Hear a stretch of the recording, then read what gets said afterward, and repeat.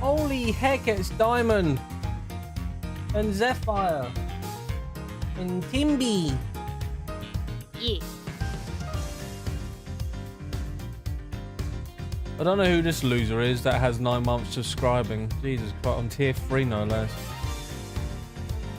Sort your life out. No, I think he got whacked by Andy. Gotta give her the head. Imagine the supporting me, for goodness sake. Goodness. The whole. Excuse me? The whole part. Well, not the whole party. We're missing 2 people right now. Yeah, because I'm just not confident with reading shit out loud. I was just waking up. Everyone's being loud. Loud. Everyone being loud over here. Rose, Dog you gotta won't work shut double up. duty Still for haven't me. William Shut up. Afton them kids? Everyone I doesn't thought he was want to gonna shut. do a magic trick. You gotta work double After duty you right had to now. catch your Dark house. Lord is quote Hell. just waking up. After, Hell no. I mean, was your trip to find your house, Rose? Sorry, Rose, about your After house. it just kind of blew away a breeze. I don't want to talk about it. Look, man, the Phantom needed like he was on a budget. Oh crap! I forgot I had it on the flipping. Hold on. Holy shit, we have actually Blackjack in the chat. We got DS graphics right now. Hold on, I forgot to change that back. I just wanted to see how it looked. So I seen the cardboard box and my mind just instantly went to before the wheelie bin. Alright, let's try again. Hey, Blackjack.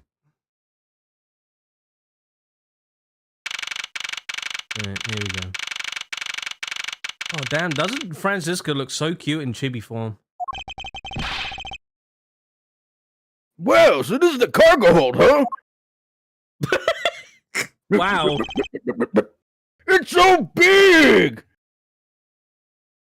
Just like my her massive ass ego. was this big.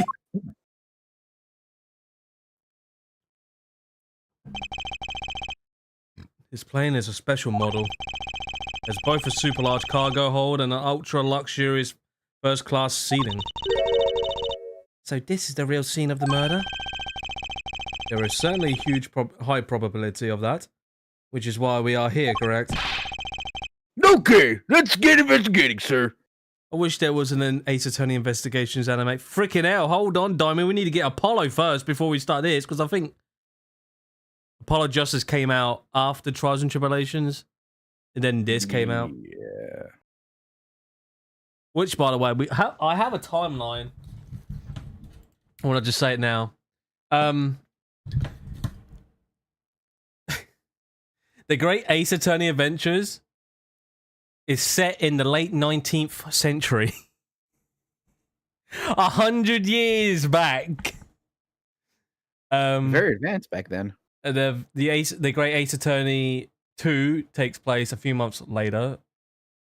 So yeah, now 100 years forward, we get Phoenix Wright, Ace Attorney. 1 year later is Justice for All, so a whole year. Another year later, Trials and Tribulations happened. Of course, some bits and forth going back and forth. 1 month later, after Trials and Tribulations, is Ace Attorney Investigation. So yeah, we're a month later in from Trials and Tribulations. Then the second game takes place a few days later. Wow, Edgeworth doesn't get much rest, does he? No, 7 he just years. all over Oh the yeah. place, man. After Trials and Tribulations, again, 7 years later is Apollo's Justice. Then a year later is Jewel Destinies. A year later again for Spirit Justice. So, yeah. Of course, that's the main line timeline. But you know, obviously, once you go in there, sometimes there's goes back and forth in past and stuff. All right, here we go. What's your investigate, Rose? Huh? You got your binocular. No, not what. You got your magnifying glass. Where should we investigate? Well, naturally, the missing suitcase. Eva tipped that too. Holy suitcases, Mr. Edgeworth! It's like an all-you-can-use suitcase fair.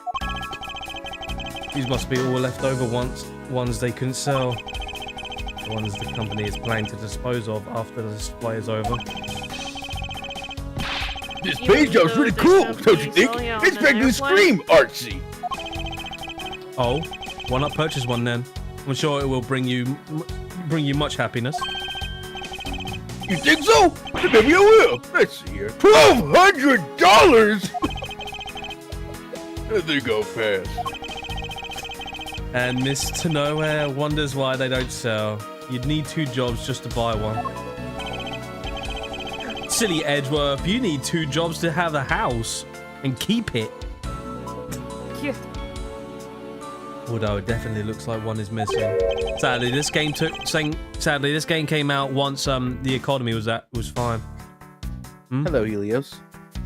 Hey, hello, Helios. Speaking of that, where's Rocky? What is this brittle substance I'm stepping on? It's a bunch of glass fragments? Glass.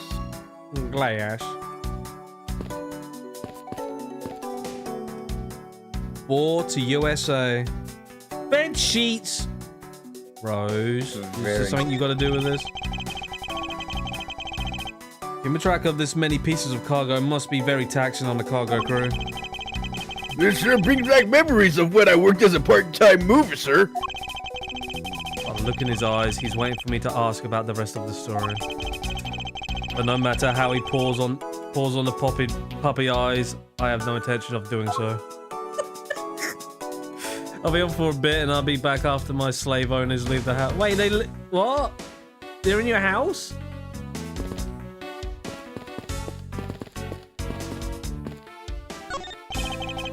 I didn't know that this plane was capable of carrying such large pieces of cargo.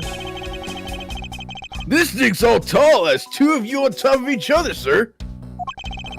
It will probably take 20 of you to cover the entire surface of this monstrosity. What? Really? Yeah, I guess that sounds about right. There's really no need to take that throwaway estimate seriously, detective.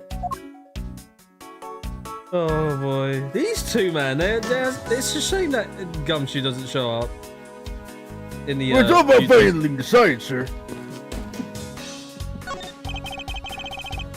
Hey, what's this with the suitcase, pal? It's what the victim checked in, sir. So the suitcase belonged to Mr. Hicks. I don't think he'd mind if we take a closer look. He's dead. There's nothing out of the ordinary in here, sir. The spirit comes down. No! Wait. File. And there's a photo of Miss Montgomery on it, sir. Oh, let's have a look. Looks like a robot. Is she in a swimsuit? Oh boy. Francisco Von Horny. Why would Mr. Hicks have a file on it? Well, obviously, Rule 34 exists, I think. But we don't go there. Wait a minute. Let's get this. Ready. What was it you used for the reverb? It was the cable, wasn't it? Just goes through the flashback. Oh, that's right. I gotta remind me to switch over my microphone. You arrived at the scene of the crime before Detective Gumshoe, correct? And you then immediately began to direct the investigation. Seems to me that you were already here at the airport for something besides this murder. Yeah, you, obviously. Yes, I was. I've been following a very large and involved governmental level international crime. But it's much too large for one person to take on alone. So it was decided that I should form a joint investigation with Interpol. Oh, okay, never mind then. I thought she was here because of your love interest. Interpol is involved. They're It's a top- siblings. Oh, Rose. They're not They're related. siblings. But Rose, they're not related. They're siblings. Rose, they're not related. They're siblings. Rose, they're not What are you- related. What are you doing, Step Investigator? It's a top secret operation, so I really can't tell you any more than I already have. Yeah, even your bloody chicken over there agrees. Shut up, you. Shut up, you. Why, you? All sorts of boxes are piled up here. This one says flammable, and this one says pharmaceuticals. There we go. This one says for exorcism use only. What the hell? Well, I mean, it's not Exorcism use that only. crazy. Just what kind Next, of operation highly is this airline flammable? running? Do I want to know? Right. Ooh, I just love pushing the buttons on elevators and crosswalk signals. Hey, you should give it a try, sir. Go on, push it. The elevator is currently stopped on the first floor, detective. It can't move. Oh, yeah. I guess nothing would happen if you pushed it now. So much for fast traveling. Open the fucking doors, stupid. Well, nothing would happen normally anyway without the special key card. Open the door to the under attendance room and the elevator's control panels. Require a key card, which makes it impossible for the passenger to come down here.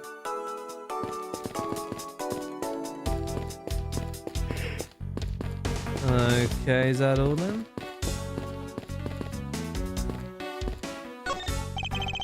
Have you noticed anything strange happening around here? No, sir, I haven't noticed a thing. I'm not sure that he meant to sound so oblivious. Okay. But we do have puzzle pieces, so what can we put together? Let's see what we can put on. Glass. Glass, I don't trust the glass. Broken glass and glass shards.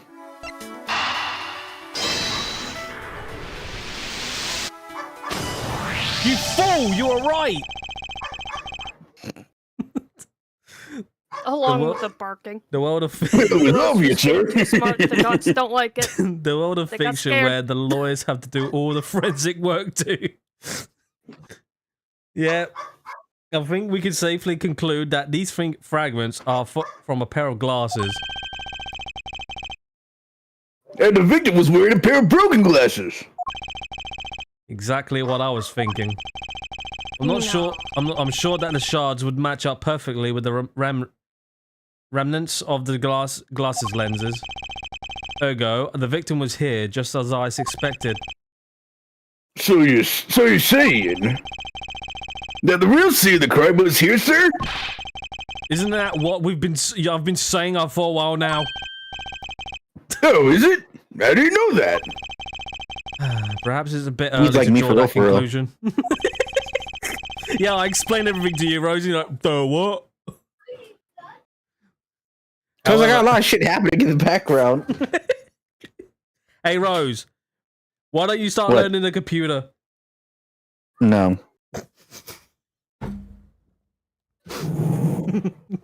However, I believe We're in a that day and age where the computer learns me. however, I believe that the probability has just skyrocketed considerably. All that's left is to find the murder weapon.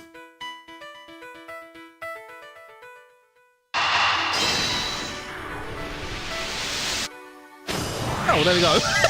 Just took a guess with that. Now, why would Mr. Hicks have documents profiling Francisco? No, I know. I bet he's a big fan of Miss Von Karma, sir. Francisco said that she come to this airport as part of an Interpol investigation. No, maybe Mr. Hicks had heard that she was coming here and he followed her. Detective, I think it's more likely that Mr. Hicks was in actuality Interpol agent Hicks. I think Francisco has some explaining to do. Right, bitch. I'm gonna whip you now. You come to this airport to rendezvous with the victim, didn't you? Nonsense. What are you talking about? We found a profile detailing information about you in the victim's luggage. I suppose it was prepared for him so that he could recognize you when he landed. Which makes him not Mr. Hicks, but rather Interpol Agent Hicks. Isn't that correct? I should have known you figured it out, Miles. But it looks like they've got to him first. So you really did come here to receive an Interpol agent then? Yes. Agent Hicks was on a trial for the very large international smuggling ring. He went undercover to investigate this crime. And it was I who put him on his case. I was supposed to receive a call from him on his cell phone once he had landed. Just realised Rose sounds like Pete from Mickey Mouse's Gumshoe. I think that's his intentional to do because they both are doofuses. Say, that little case here looks pretty beauty right now. Look at you. Oh, what are you doing? What are you doing in another game? Get back in the car! The difference is... Listen, Mickey, I'm gonna be real with you. Don't punch at me! No, The no. difference is Gumshoe is actually trying to be useful. And Maleficent comes in. Oh! Pete's just a dumbass. You useless. What was it that Maleficent said in Kingdom Hearts 2 when he was about to go into Traverse Town? You useless dolt or imbecile? Oh, you never gonna say that. That's outside of my vocabulary. I never expected to receive a call about his murder instead. Hello, Finzi. Hello, Mr. Whip Lady. I think we now have a pretty definitive evidence, just like the game, that Agent Hicks came down here to the cargo hold. But what's he doing down here, sir? There's nothing but luggage. Oh, I get it. Maybe he forgot something in his suitcase and came down to get it. No! Agent Hicks came here from a work-related reason. Of that, I'm sure. Yes, I'm sure he was here to investigate the smuggling operation he was observing. Francisca, oh my God, what the hell? Francisca, do you know exactly how he intended to pursue this investigation? No, unfortunately, I was going to find out from him after he landed. I see. But this raises another question. A normal passenger can't access the cargo hold on their own. I don't know why. From that side... Who quacked?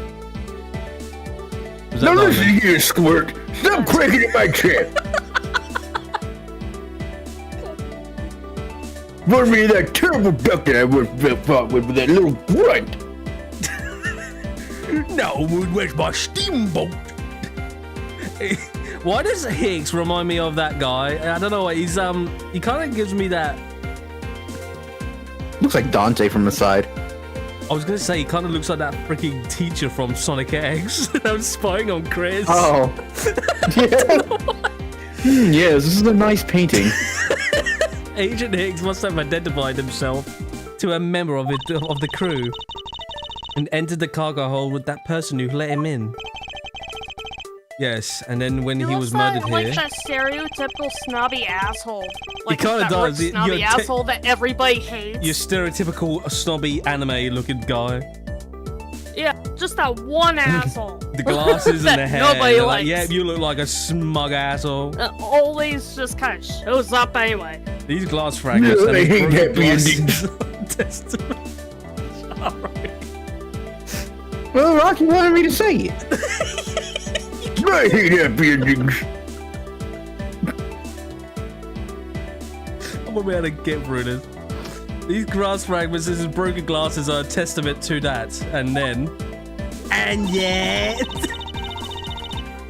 the killer put Agent Hicks into the... oh my God.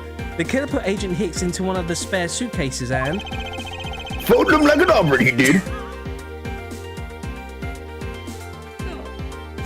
They entered the elevator, but while they were riding it up, the plane hit that patch of turbulence. Because of the intense shaking, the suitcase popped open and Agent Hicks' bodies flew out. At the same time, his wallet fell out of his pocket, spilling its contents everywhere.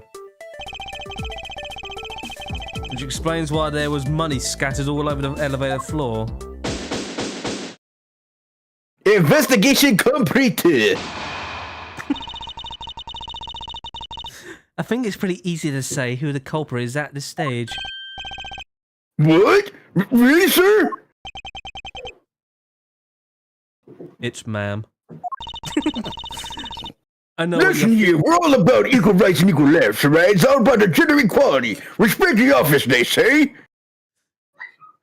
I know what you're thinking, Miles Edgeworth. That's a terrible wallet to just let his money fly everywhere. Hey man, look, he was on a budget, you see. Well, you know, it's hard for him to hold on to it when he's dead. But the killer can be none other than Mr. Rhoda to nowhere. I'll say Mr. Rose. Like, wait, what? No other than Mr. Rose. Wait, what? Hold on. Wait a minute. Hold on. Right, that's it, bud. You're going to jail. No. And then you go to the elevator. I can't breathe.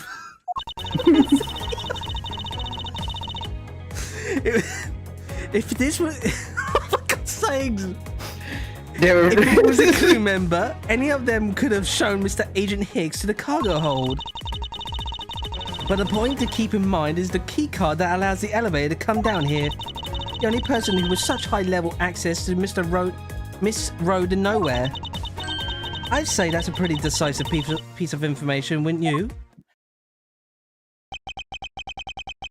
I don't know what she's trying to say, but I'm not certain it's as simple as that.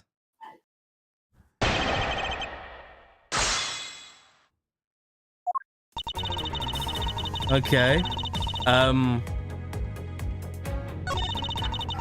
Let's try this. Hold it! Well, it's highly likely that the key card was stolen from Miss Nowhere. It's highly likely. Is that possibility the best you could come up with? And you call yourself a disciple of my father? Yes, well, while I don't have any evidence, Be quiet. You're a disgrace. There's more evidence pointing to Miss Road to Nowhere, you know. It's not just the keycard that gives her away. Are you talking about the murder weapon, the Captain Ugo piggy bank? Yes. She is also the only person with a key to open that display case. But it was broken from the inside. Right, well, there we go. Let's press on this one. Oh, that is a fact. Stop right there, Miles Edgeworth. You don't have any proof that this is just a red herring. If you must keep on insisting that it's a fake, then what is it? What is the real murder weapon and where did it go? Speechless, I see. That's not a surprise. After all, you know where we searched the entire cargo hold and came up empty-handed. Oh, there must be a way. There must be something that can help me rule out the piggy bank as the murder weapon. It should be examined further to help us ascertain the authenticity of the weapon. The body? Mm-hmm. Francisca, I think you were too quick to jump to your conclusions. Oh, was I? Yes, we don't even have the autopsy results yet. How can I not... Actually, objection, dumbass. How can I not say that you made a snap judgment when you have not seen... I swear, if someone makes a outdated autopsy report. I swear, if someone makes a contradiction at work, you're gonna start bringing out the jiggy and then start saying out objection, dumbass. Oh, I'm sorry. Did dumb gumfuck not tell you? Sour cutting noises. Edgeworth would never live that down. Like, no, it's literally cutting the money in half. If the wound on Agent Hicks' head is consistent with the murder weapon... Scruffy! Yep. I was like, yes, sir. Contact the medical examiner office at once. I wish to hear the results to Agent Hicks' autopsy. Yes, sir. You just wanted the autopsy now?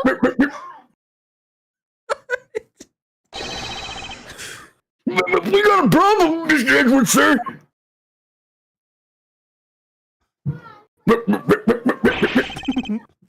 What is it, detective? They're still doing the autopsy report. They say that they already know that's one thing for sure. Report now. The doc says that it's one giant bruise or beating from his shoulder down to his mid-back. Oh, From the God. victim's shoulder to his mid-back? He was beaten over such a wide area? Well, I says maybe it's a sign the killer had a grudge against Agent Hicks. No It shit. wasn't just his head. The killer went all out and hit him multiple times, sir. Wait a minute. From the mid-shoulder to the back. I think I know how the bruise gets in. Oh, the Dark Lord wants me to hydrate. Say, sis, you're gonna have to put some water inside your gullet. See? It's important that you hydrate. Scruffy, you scruffy $10 looking says the nerve bruise herder. is from her fucking whip. Scruffy, what is the hide It's usually had a about where grudge she against hits. Miss Agent Hicks supposed to mean? Well, that's, Was the wound on the victim's head consistent with the murder weapon, detective? no, well, they say they're still looking into that, sir. You're completely useless. See? I'm not a doctor. This is probably from her whip. Sir, I already told you already. You can't go down there. No, you remove yourself from my way. What is all that racket? Oh, My luggage, right? Oh God, what was that from? I have no idea. I know it was like him being angry and doing Tasmanian devil. But let's see, a LeBlanc. Oh, let's see. I mean, Dark My Lord gave luggage, him the my voice, wasn't it? cargo, they're mine! And I demand you return them to me! It wasn't Bulgarian. It was We're still something else. investigating the cargo hold. Please understand and have a little patience. I suppose there's no choice. It's No. just a... Oh. Funny, he gave. Hey, what are you? You have left me no choice but to use strong force! You won't get past me. No! This is. Wait, that's it. So that's what this whole thing has been about. Bro's about to die! Just about to die and just has a flashback. They're like, oh, that's it! Bro's about to die. Oh, that's it! That's how he died, as he dies. Wait, that's it. Eureka! Dude just starts Hold like on, falling hold to his death. Just flashback moment. Further, there's a matter of the key to the display case that held the murderous bank.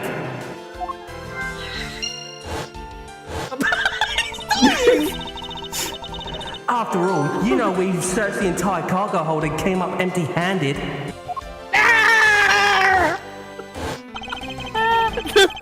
The dog says it's just one giant bruise repeating from his shoulder down to his mid-back. You know, never mind. It was probably on that fucking right. Think. Stop time. Whack. That was a fucking very audible hit. That was a solid hit. Whack. Bro's dead. Yeah, freaking Edgeworth says I've got no supernatural ability. Bullshit, you can freaking stop time if you wanted. Okay, right, what we got here then?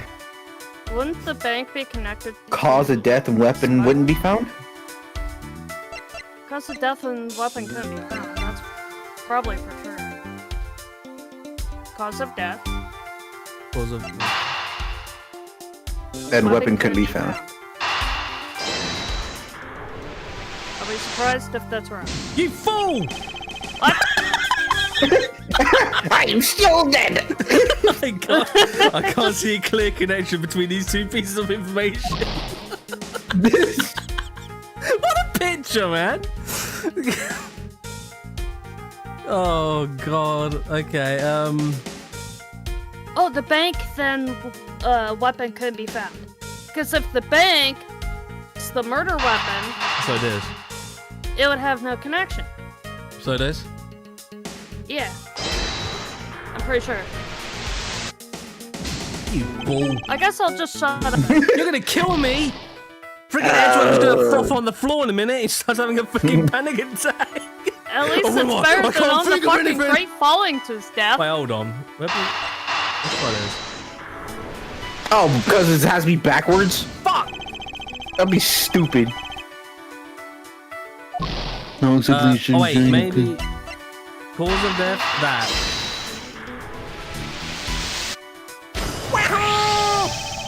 I would have laughed if it would not have worked again. Allegedly, the killer struck the victim many times over, which is why there is an extensive bruising over such a wide area.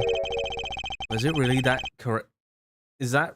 Oh my god! Is that really the correct conclusion to draw from the evidence? The bruise from his shoulder to the middle of his back is one continuous mark, which is more suggestive of a single blow to the back. If that's the case, then the piggy bank is much too small to have caused that. Therefore, the murder we're gonna ask if that guy's okay. No. The murder weapon must be something far bigger. Oh, he's not there now. He's disappeared. Turns Everyone's out I gone now. live, bitch! LeBlanc will strike again! LeBlanc will rise again! Okay, that and that. 2 questions makes an explanation. There you go. If you're looking for a rather large weapon, you'd think it would stick out. But so far, we haven't found anything that resembles a weapon of any sort. Perhaps, just perhaps, it's something we all overlooked from the very beginning.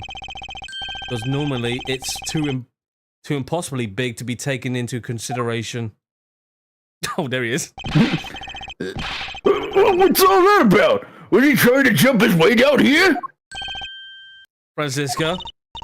What? What do you want? I found it, Francisca. I found the real murder weapon. You did? He really jumped! LeBlanc's now Le Pancake!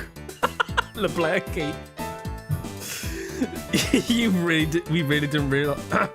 We didn't realize it until now, but the answer has been right in front of us this whole time. He may be hurt! We should check up on him, sirs! There's that pompous attitude of yours again. You should learn to drop that habit.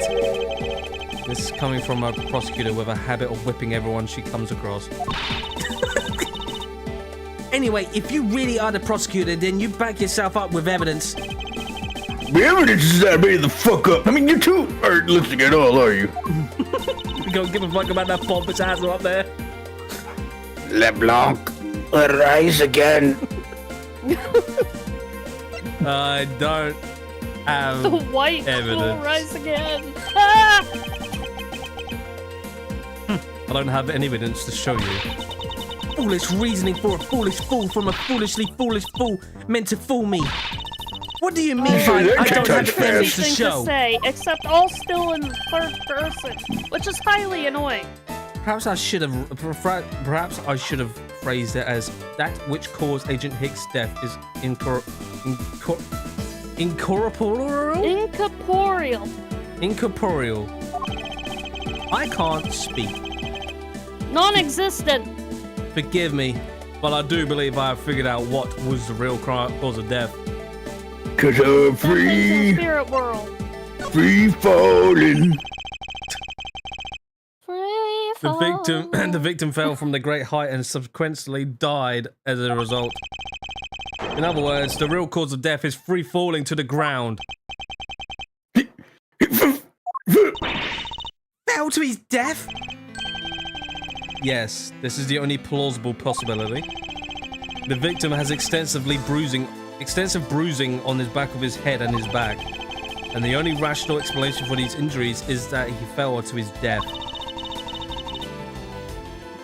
But the murder happened inside this plane. I know. Are you claiming That's that why there he's was still in one piece. Are you claiming that there is some place in this plane from which he could have fallen from? As I Did said you earlier, not see the the man answer nearly has been die? right in front of this entire time. LeBlanc. LeBlanc, rise. Rise, LeBlanc. You rise again. Like the second coming of the Christ, you know. And now push him There will up. be a LeBlanc 2, the sequel. You can't mean. Yes, I do. The victim fell from the top of the stairs of this very cargo hold. What?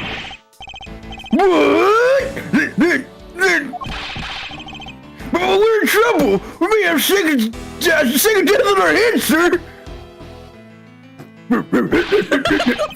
Hey, you! Tell me you aren't dead, pal. I gotta please God in, I don't give a damn. Quiet! Why are you screaming? He's alive. And there you have it, Mars Edgeworth. It's not possible that Agent Hicks fell from the railings to his death. That man is living proof of that. I suppose it's true that it's not possible, given the current circumstances. The current circumstances? What's that supposed to mean? Suppose that large piece of cargo wasn't there at the time. What would have happened then? It would have been Burgundian pancakes for sure, sir. I suppose that man over there wouldn't still be breathing. But the reality is that the cargo box is there. So there is no point in entertaining your wild hypothetical scenarios. It may be there now, but there is no proof that it was always there. Ha! As if there's gonna be could have been a window of time when that giant box was not there. Ah, but there was. What? What can I use to show her that it's possible the box was not always where it is now? With your badge. Rose, not everything is my badge. Yes, the Just badge like is always the Just answer. like how you keep always thinking it was that freaking kid from with the doggy. He's guilty. No, Rose, he's not. Hey, look, you know that's what happened. No, he was Rose, in this he's not very guilty. airplane. He got on the plane and Rose, he saw people Rose, snooping as usual. I see, I am and he very saw sorry. that Interpol man, Rose, and he I'm very pushed him sorry. over and tripped and he fell. I'm very the dog, sorry. he's guilty. Rose, I am sorry. Guilty. Oh, That motherfucker's guilty. Our autopsy report says that was you in the Denied. past. No, it wasn't.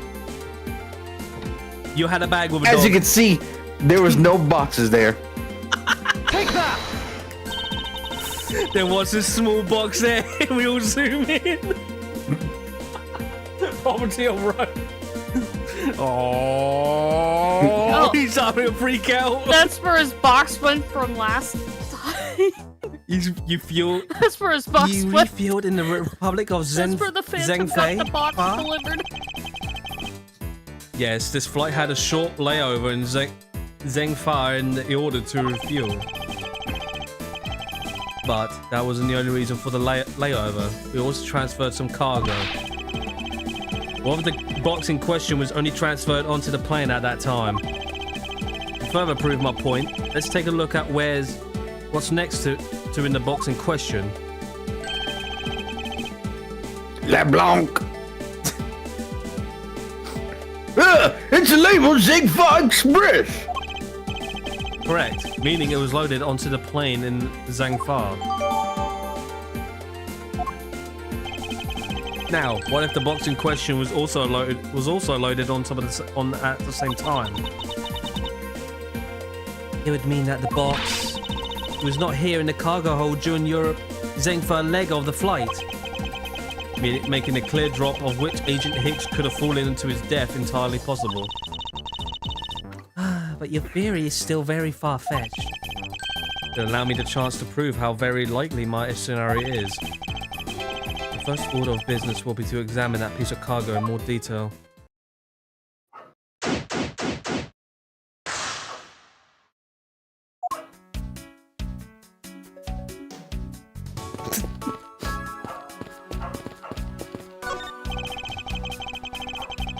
Keeping track of this many pieces of cargo must be very taxing on the cargo crew. Blah, blah, yeah. This sure brings back memories of when I worked as a part-time mover, sir.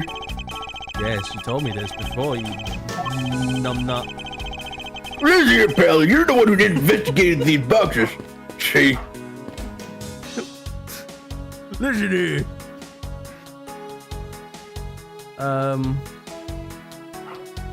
I'm still up here, you see, you Scandinavian skunks. No, he's fighting again with him.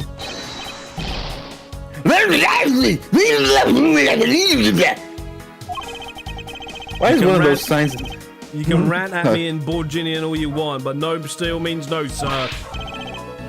What? You cheap man? You are only waiting for me to give you money, yes? This guy's really pushy. I wonder if he really makes any sales this way. As long as I never have to face him in court, he can be as pushy as he wants. How do I... Maybe here. Oh. We're talking about the suitcases.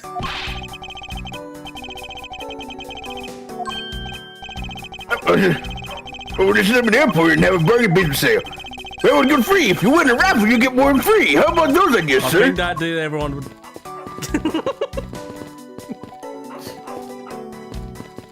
Oh, did you check those boxes? Because it didn't say anything about. There was a unchecked. Yeah. Oh, this is about the exorcism stuff. Mm-hmm. Yeah, what's this flash? Flammable, pharmaceuticals. What's this for exorcism use only?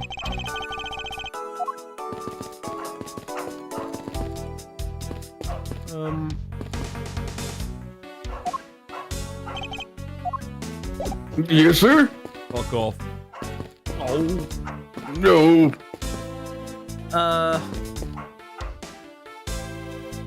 Wait, can you go back to that corner of those boxes again?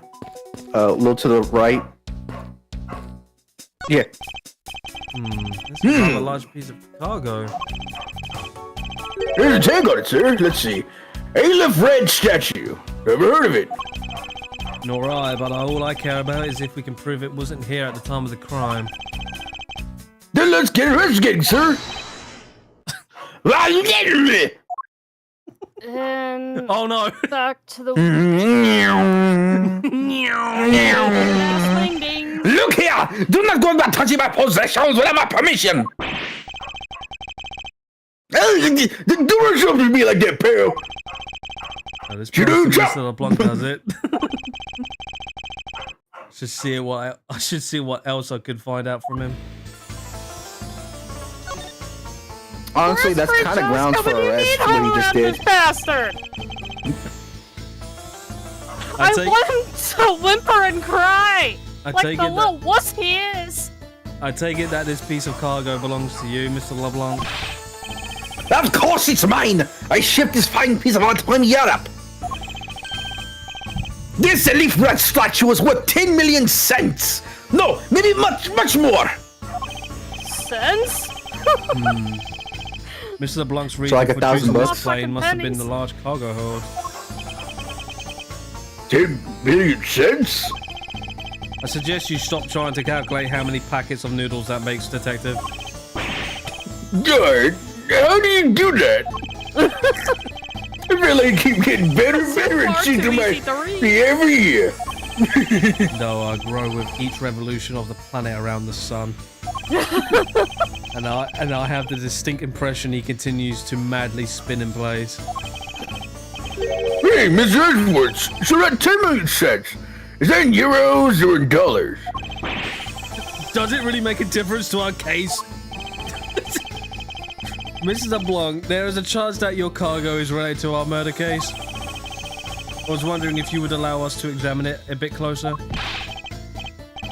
It is a very valuable piece of art, so no, there will be no touching.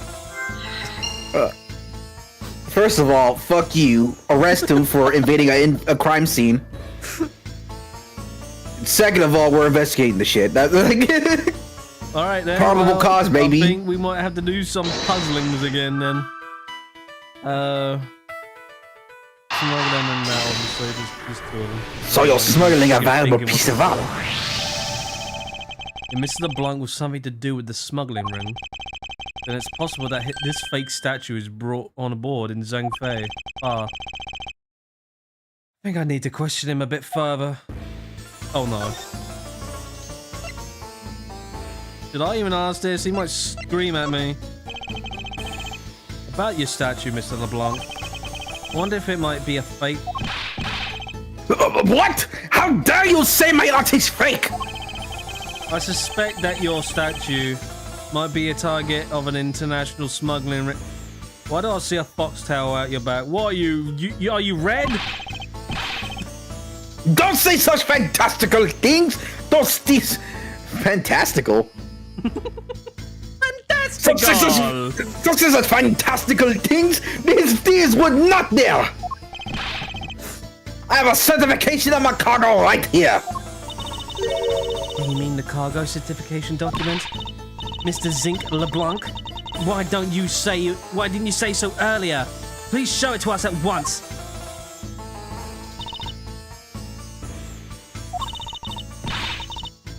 I can't read this. What does it say? It says as plain as day. The cargo was put on the plane in Europe. And there you have it, Mars Edgeworth. Too bad for you. This statue was brought on board in Europe, just as it states in the certificate. No, that's Which means that there never was a window of time in which the statue wasn't sitting there.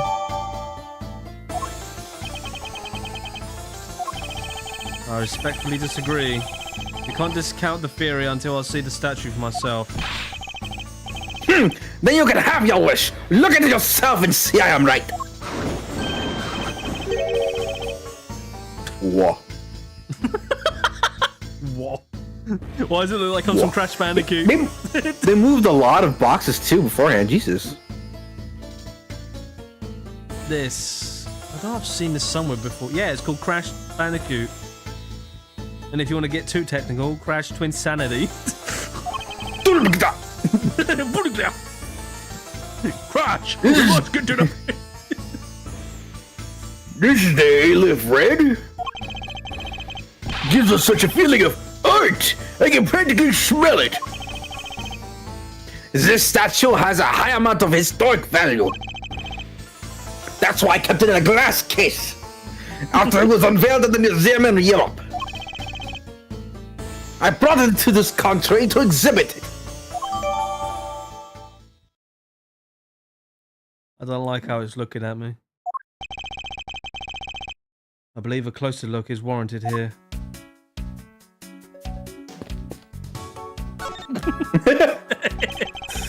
So this is the infamous A-Lift Red statue. What is it, Miss Edgeworth? Did you find something? There's something wrong with this picture. We should examine it in more detail. The top corner looks a little chipped. Unless that's just the glass. Gloss. Yes, the glass. There's something that you scared of. Are these eyes made of some sort of gem? That's a real nice shade of orange. For a second, I couldn't even tell they were yours. Oh, but they kind of remind me of the eyes of the stray cat that lives near my house. Are the eyes supposed to be this color? Is it possible this statue is a fake? Rose, it's a fake. What the deuce?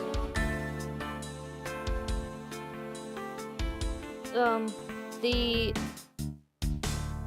other hook and the Yeah, the other yeah, hook's that. not there, yeah. that black thing.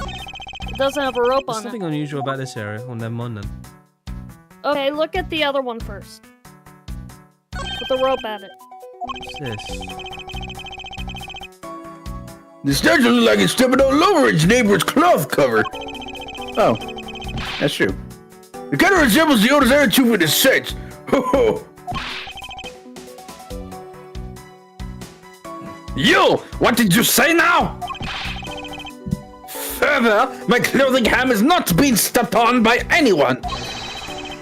It's too expensive for me to allow that to happen. Please forgive the trespass of my subordinate. I would forgive if the dress passes. Unless it is an expensive dress, you keep it. Okay. Alright, so Okay, now look at the empty one. Because there should be a rope on there. no, if it's yellow, it means there's something. No, they took it off so they can take the cover off. But yeah, that means the statue was moved. Yeah. So let's reduce it then. Let's see. A dwarf in a dress?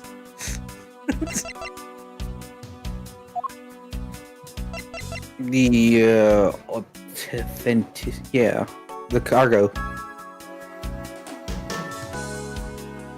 Yeah, the cargo, right? Yeah. Yeah, there we go. He said the Winnie the Pooh line. There is clearly a contradiction here. What are you going on about? It's just a simple case of cargo. Cover getting stuck underneath a piece of cargo. Oh, that's not possible. But it is. It shouldn't be this way, but the statue is on top of a cloth. Supposing that the neighboring piece of cargo was brought on board in Zhangfa, there is no way that any part of it should wind up under something from Europe. Which means that this fake statue was smuggled on board in Zhangfa. But then what about the cargo certificate? Let me ask in return, what about Agent Hicks? Why did he come down here in the middle of the flight? There is only one reason why, to secure pure proof of smuggling activity aboard this flight. So you say, but I don't believe he had to do that mid-flight. He could have just easily inspected all of the cargo after the plane landed. That may be true. However, you have it backwards, Francisca. Sure, Agent Hicks could have Agent Hicks could have waited until the plane had landed, but he had a reason to come down to the cargo hold. Suppose he had found the fake at the airport. It would have been after the swap had occurred. At that time, the suspicion would have naturally fallen onto the statue's owner. He would have no way to prove that the statue was switched without his knowledge. Which means there is someone involved who is forging or modifying cargo certificates. I believe that even further examination will be required, and that we have confirmation that this was brought on board in Zhangfa. There must be some sort of proof that this statue is indeed a fake. And I will present to you evidence that will resolve the remaining contradiction. Oh, okay. What about the statue's eye? Do we have anything for that?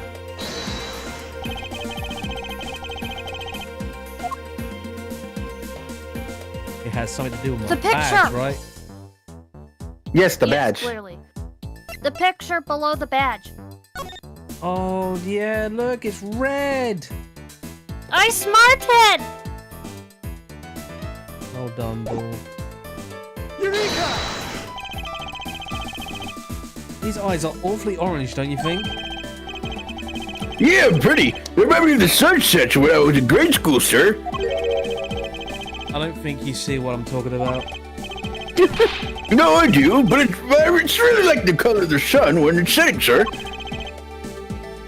The memories. I remember sitting for that field spinning with my arms around until I fell ill. I don't care about sunsets. Focus, detective. What colors are the eyes in this photo? Huh? Ah, sir, they're red! As I thought, this statue is a fake. Mr. LeBlanc? What do you want? Do you not know that I am a busy man? That's why I forced my way onto a crime scene. I'll allow you 2 seconds for your answer. The alien red. The alien red. I suppose this is your pride and joy, is it not? It's the biggest trophy of this European trip. Do you know why I wanted to possess this statue? The trigger started 17 years ago. Better grab a chair, sir. Sounds like it's going to be a long story. Ouch. Mr. LeBlanc, I regret to inform you, and you have my heartfelt sympathy, but What is that? Sympathy? For what? you'll see. I'd like you to compare the eyes. That large fellow there was very bright and pretty eyes compared to you. I wasn't talking about the two of us. I meant the eyes of the statue in front of us and the one in this photo. Why the sudden yelling? Now then. Oh!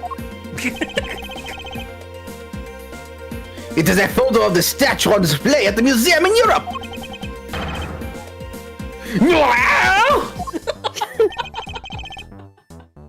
Now, do you see, Mr. LeBlanc? The statue before us is a fake.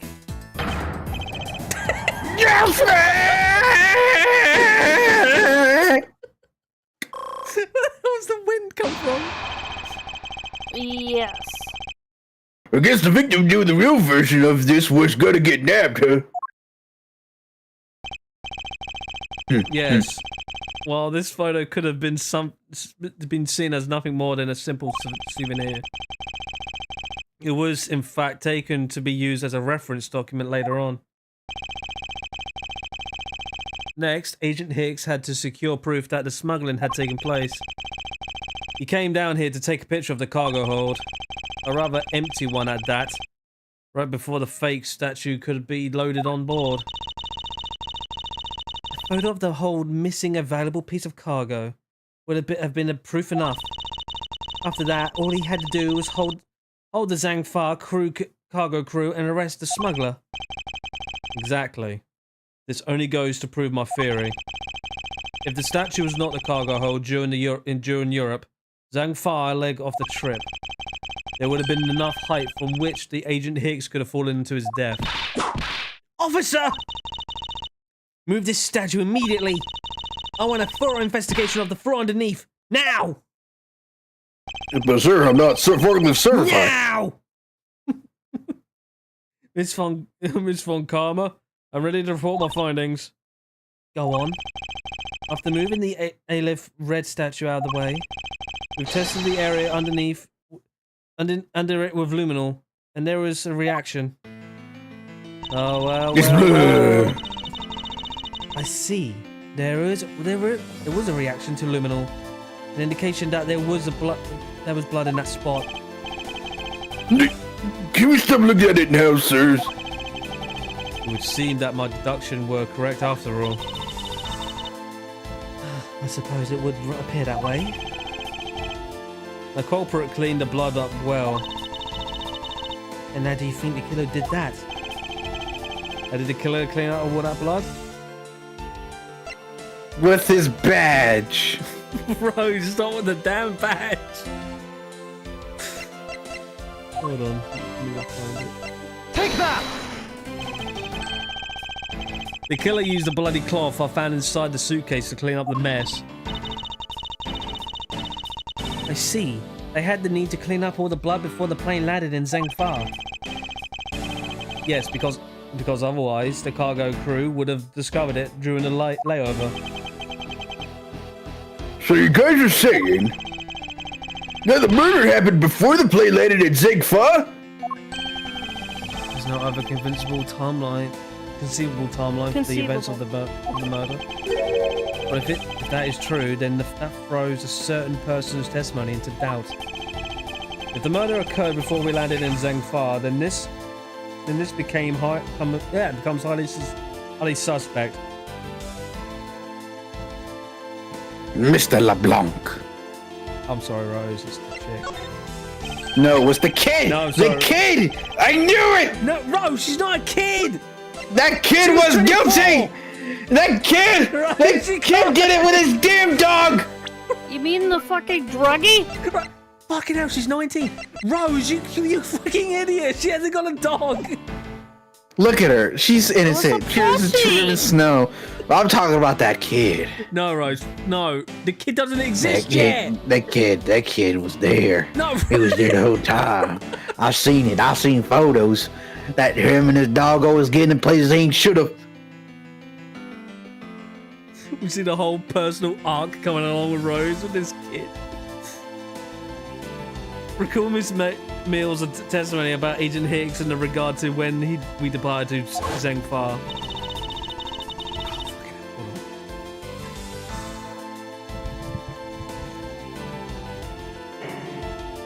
I saw Mr. Hicks sitting in his seat at 5 a.m., you know?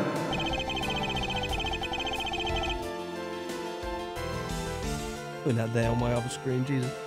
She claims Mr. Hicks was alive at the time of the service calls, but... That totally contradicts the facts, sir. But why would she lie about something like that?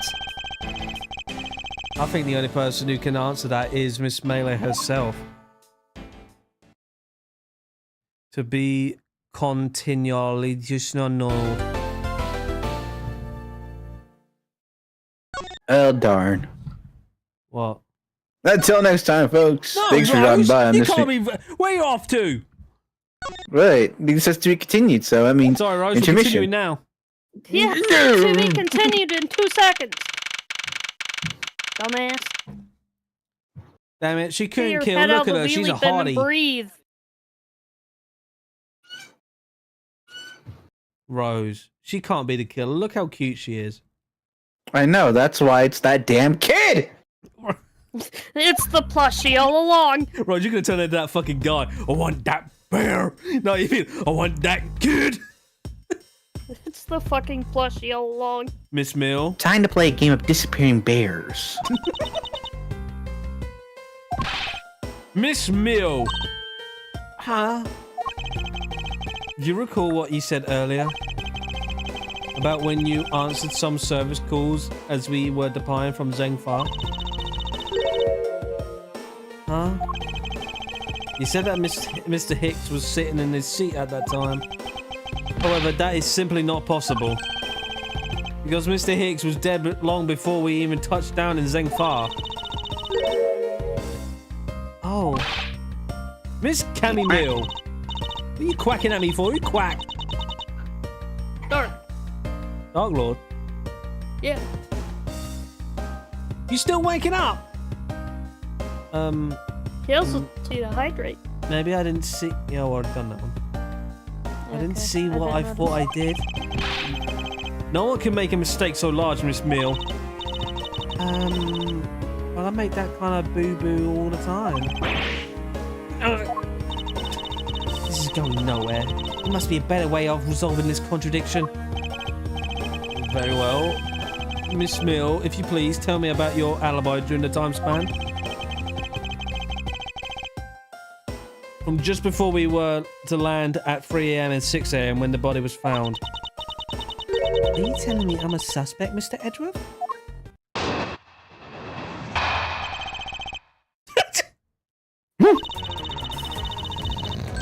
Her neck Oh, was hurt.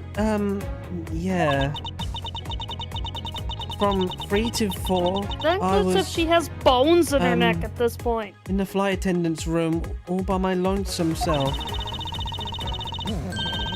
Oh, yeah. And from 5 to 6, I was, in the flight attendant's room all by my lonesome self. How is a man supposed to react to a testimony like that? Miss Mill, wake up! She fell asleep again. Looks like the only way I'm going to be able to wake her up is by pressing her. By the wall! I will just Francesca, if you fucking please. just smack her awake.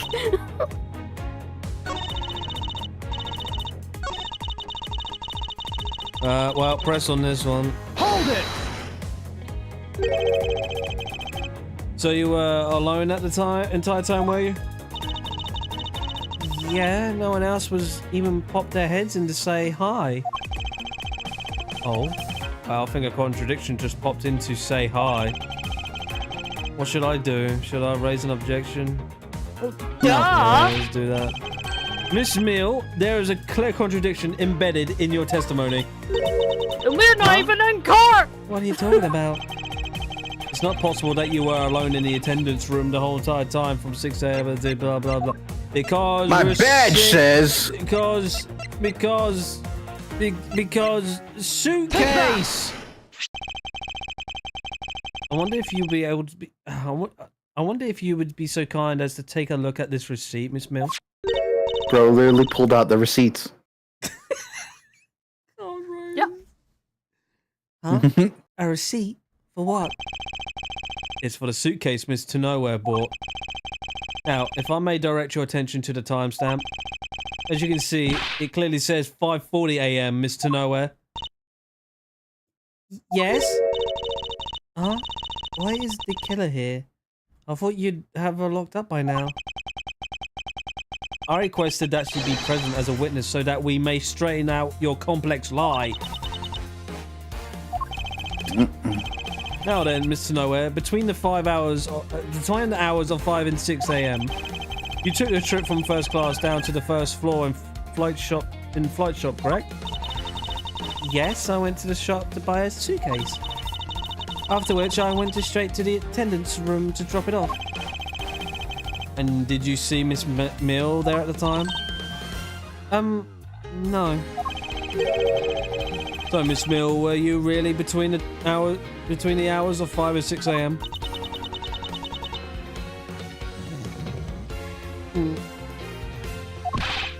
Miss Cammy Mill. The bathroom? I'll be the one to ask the questions here. Yeah, maybe that's it. I probably just missed her. Nature calls, you know. Do you take me for a fool? That's a little too convenient to be true. But that is the truth. Cross my heart. I don't have enough conclusive proof to counter-argue her at this stage. You don't believe me, do you? But please, why won't you give me a chance to hear me out? Oh, we already did. You kept falling asleep. Look, I know you're suspecting me because I'm one of the crew, but you think that then maybe you should also suspect Miss Rhoda too? She's in charge of the elevator keycard in the shop, you know. If you ask me, that makes her super suspicious. Please leave Mr. Nowhere out of the conversation. Only you are under suspicion for now. I don't get it. Why are you covering for Miss Rhoda all of a sudden? Oh, now I get it. Maybe you got your eye on Miss Rhoda. Of course I'm keeping my eye on her. I can't very well let her escape, can I? Oh, never mind, but you want to know something? Miss Rhoda actually kind of like... I have absolutely no interest in people who can't appreciate my sense of design. Now's not the time for this sort of talk. Oh, he's got a crush.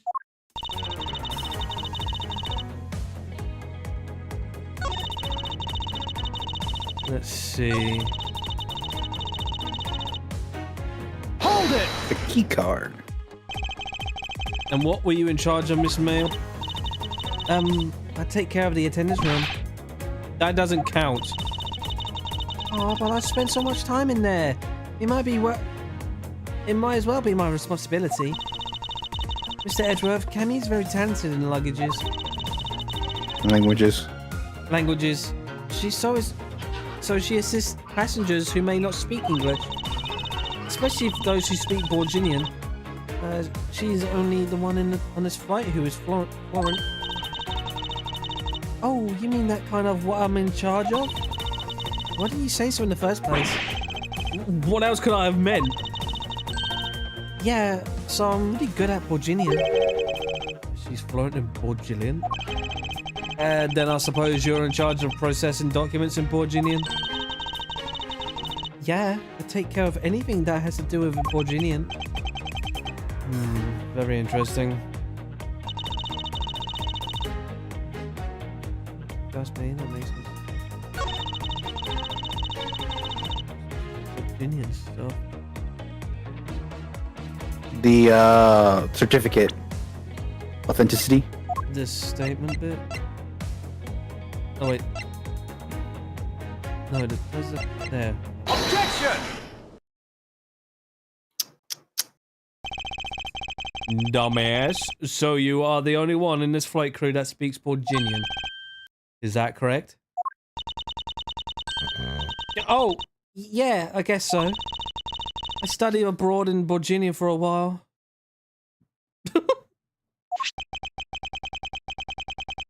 If that is the case, then this signature on this document belongs to you, doesn't it? This is false. This is a falsified piece of documentation with only one purpose: to lead anyone who read it to believe that Miss LeBlanc's statue was loaded in Europe. The only person who could have either prepared or processed this document in Borginian is you, Miss Mill. The song's playing. Without your participation, the smuggling of the A-Lift Red could have not occurred. About that, my computer just choked really hard. Don't sleep while I'm Discord, pointing like, my fingers at you. And the song is playing and everything. What the fuck? Wait, what? Oh, I wouldn't dream of.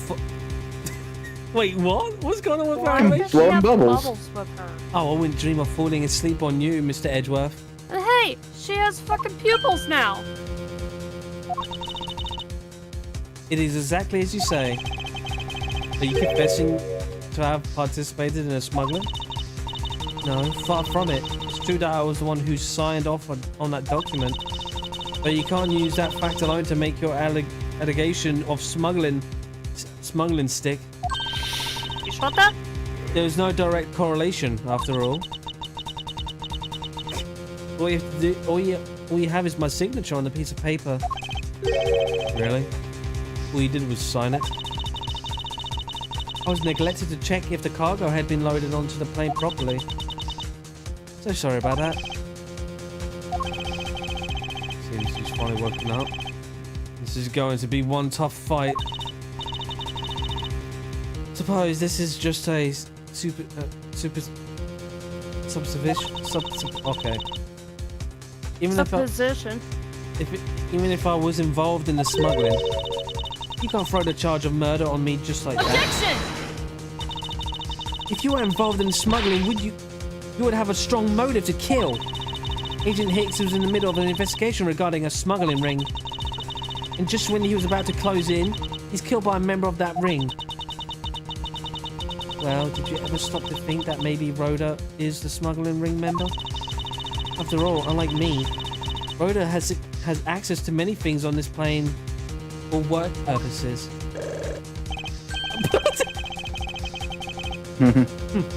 So perhaps there is some element of a bubbles. setup at their plane in this case. What are you talking about? Don't worry, I wasn't talking about you. I meant the killer. First it was myself, and now it's Mr. Nowhere, who is under the microscope. Seems to me that our killer is going to great lengths to pin this crime on anyone they can. No, you have no proof that Rhoda is being set up, or that she isn't. Actually, I believe that she was indeed intended target from the very beginning. I believe that the plan was to push all of the blame for that crime onto her. And this evidence will prove my suspicion. This proves that the killer was out of the frame, Mr. Nowhere, from the very beginning. My badge. Rose, no, not the damn badge. Take that! Fucking suitcases that The never killer hold. could have hidden the body anywhere, and yet they choose the suitcase. Why is that? Perhaps it was to move the body from the lower deck to the first floor? However, why go through the trouble to do so?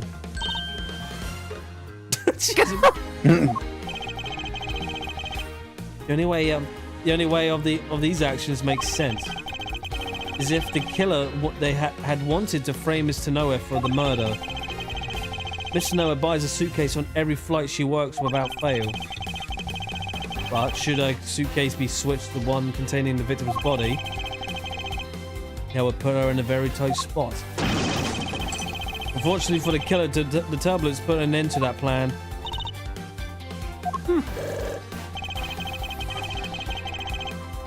It wasn't enough to put the body back into the suitcase.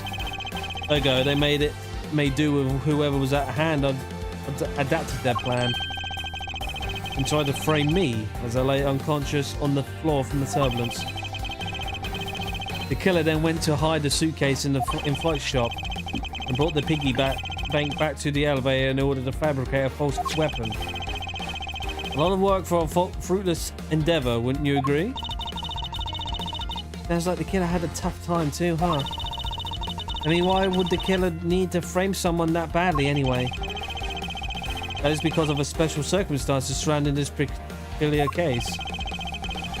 Special circumstances dictated that murder of the killer framed someone. Who the murder victim was?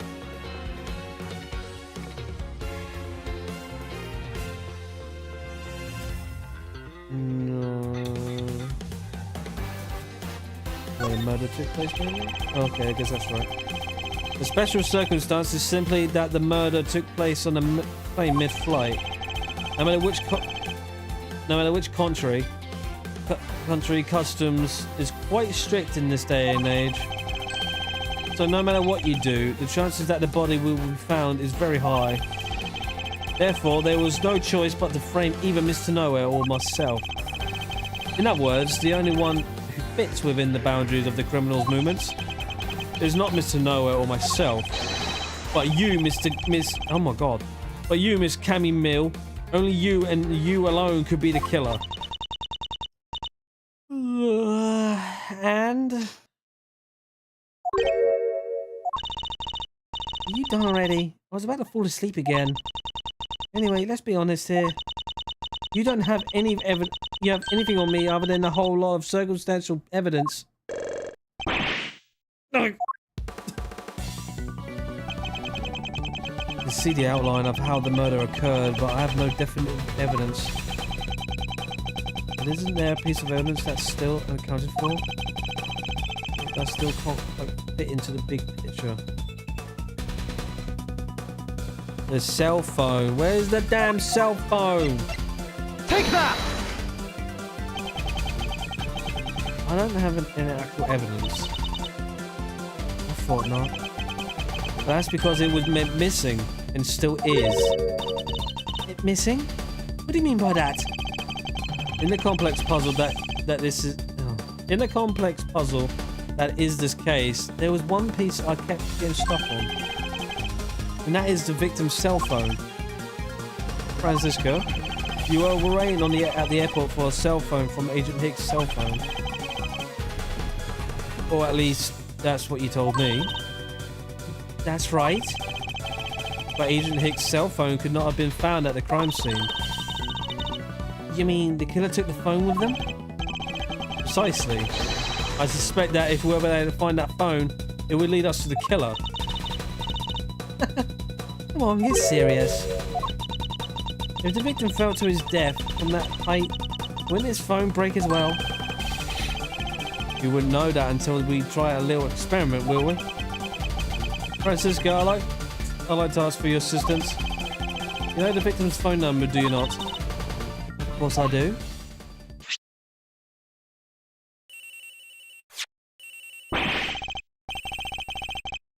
Agent Hicks phones!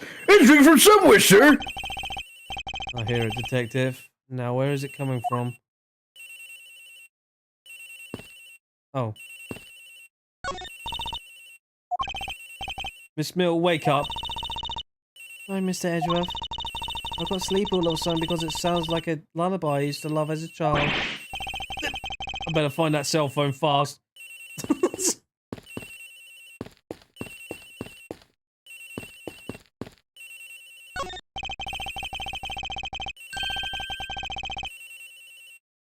Okay. Well, it's not there then. Do you have it? Mr. Edgeworth? Don't worry, Mr. Nowhere. I will get to the bottom of this and find the truth. So please wait here until our return. Alright. Thank you for what you're doing, Mr. Edgeworth. Francisco, do you have it? Sounds like it's coming from the flight attendant's room. I agree. Please don't hang up just yet. Let me find it first. That's fine. Well, let's get one thing straight. Yes. Don't you dare answer his phone when you find it. Understand? I understand that you don't want to Would it pay be for the ominous call. glow behind the wooden box? You just No, I said the attendant room. Oh.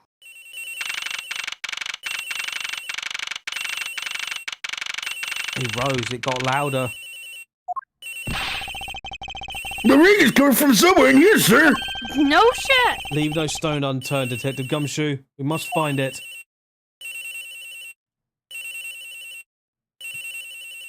You gonna find it, Gumshoe? No, I'm working on it. I'm working on it. Wouldn't it be in here maybe? Okay. The ring is coming from in here, sir. See, I found it. Never noticed. What? No, it can't be. It's gotta be the victim's cell phone. Is who longer is this, sir? It's Mr. Nowhere's. What?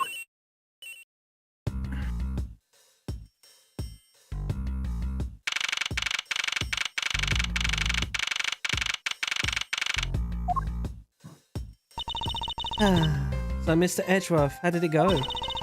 Where did you find the phone? I found it in the flight attendant's room in Mr. Nowhere's locker. What? What? Road to nowhere. I don't know anything about the phone. It wasn't me. It wasn't me. Which Von Karma is it? I suggest you arrest Mr. Nowhere right now. Wait, I have a theory. This is related to the incident with the keycard. When the killer went to steal the keycard, they conveniently stashed the cell phone in Mr. Nowhere's locker at the same time. This is related to the keycard, alright? In the same way that we have zero proof that the killer did just that. Ugh. The only voice that sings the truth is evidence. There's one bird we cannot ignore.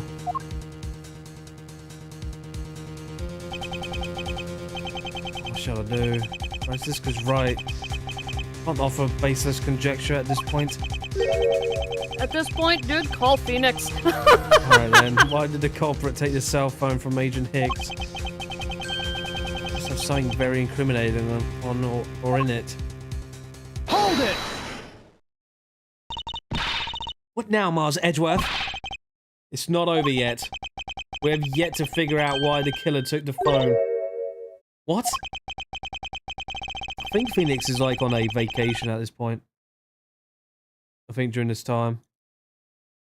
That would suck, to be honest. What? To have Phoenix on vacation at this moment, that's where it's like, fuck. Inside this phone lies the final piece of incriminating evidence that will point to us to our killer.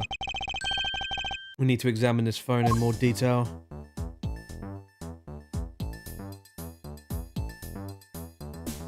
Rose! It has a camera! Nice.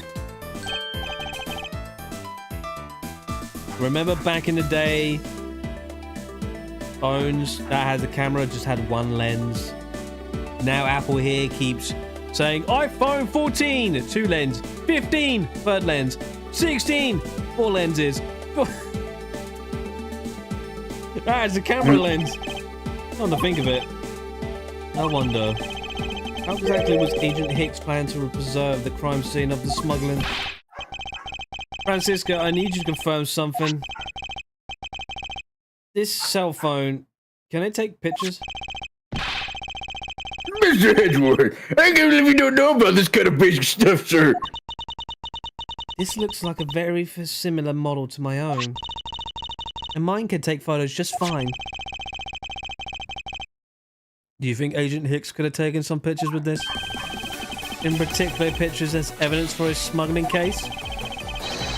If so, I'd say there'd be some very inconvenient photos in here for our killer smuggler.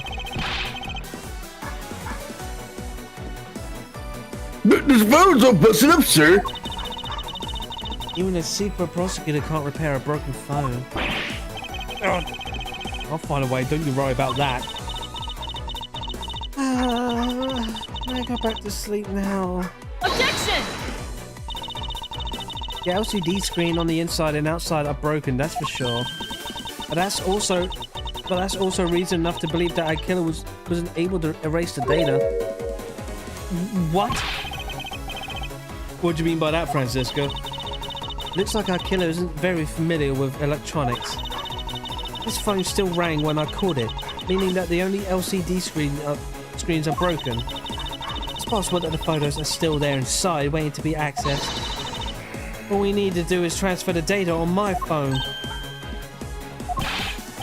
Francisco, your phone, if you please. Oh, very well. Don't look at my fucking folder, please. It's transferring. Alright, displaying it now.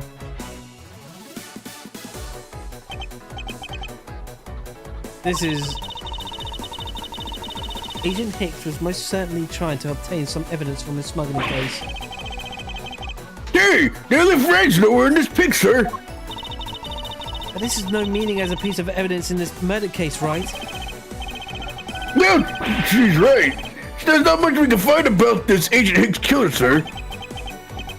Is this it? Is this the end? Is there nothing in this photo that we can use?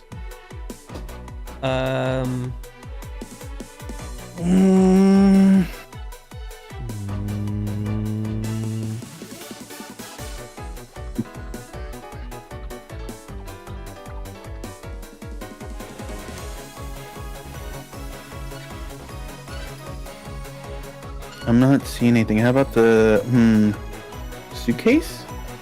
No. No, it wouldn't be that. The cargo that's right in the corner. That's in the weird language. Oh, that? Yeah. Or the yeah. What's with this? Huh? No, they are cargo ships from Virginia to Zhengfa. The reason they aren't here now is that they were dropped off in Zhengfa. Mr. LeBlanc, can you tell me the contents of the boxes? Unfortunately, there is no English written on them anywhere. One cluster of boxes is written in Virginian. No shit. And says, well, yeah, it is cloth in English. Cloth. Cloth? Could it be... Is this where the killer... What? What's with that scary face? Miss Mill? Yes? It appears that Agent Hicks was no ordinary investigator. He left us with a piece of evidence after all. A striking piece that will point out who the killer is. Huh? Ha! Maybe you should enforce your mistaken reading of a simple picture, Mr. Edgeworth. Virginia cargo and this piece of evidence will point us straight to the killer. The Virginian cloth. Take that! Oh, and this is supposed to prove? The killer used this piece of cloth to wipe out the blood they had spilt. But there was one thing that bothered me this whole time. Where did it come from? And now I've finally found my answer in this very photo.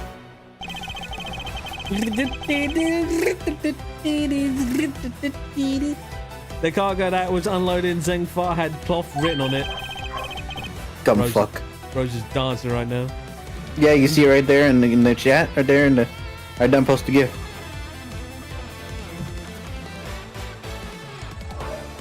Oh, you fucking kid. God's sakes, Rose. In Borginian, that is. And this is where the killer grabbed the piece from and cleaned out the blood with. That's right, the killer was someone who could read and understand Borginian. And the only crew member that fits that description is you, Miss Cammy Neal. Ha! That's pretty flimsy. The killer probably searched through all the boxes looking for something to use. When you're frantic, you don't care if the box is in English or Borginian. Sorry, but I cannot agree with your assessment of the killer's indiscriminate nature. What? There was no need for the killer to tear through boxes at random at all. And if the killer supposedly could not comprehend Broadginian, well then, logically, the killer would have opened this box first. The bed sheets. The bed sheets. Take that! Dun, dun, dun. Hey, it says bed sheets in English on the box, sir. No shit. Precisely, and the bed sheets would be perfect for taking out blood, wouldn't you say? So what are you trying to say? That if I were the criminal, this box of bed sheets would have been what I would have spotted first. However, the killer chose to use some Borginian cloth. Do you have any explanation for that? The killer didn't want anyone to know that the real scene of the crime was this It's cargo worth being hold. tired, alright? Tired of this fucking bullshit! So they were afraid to leave signs at the box for the sheets.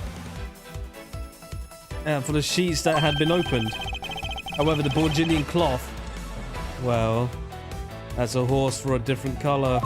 Of a different color. Because because the killer knew that he was going to unload in Republic of the Zengfa. That's right. That is why Borginian cloth was used. And the only Borginian reader on board who could have made such a calculated decision is you, Cammy Mill. You and you alone. Plushie, protect me! It would be very easy for us to confirm that if any of the boxes were resealed. Plushie, protect her for she has sinned. All we would have to do is contact Zengfa authorities in time. May even find evidence to incriminate our killer within those boxes. Yeah. What do you say, Miss Mill? Why not confess to your crime here and now? Or would you rather wait and see what we find out from my investigation in Zengfa?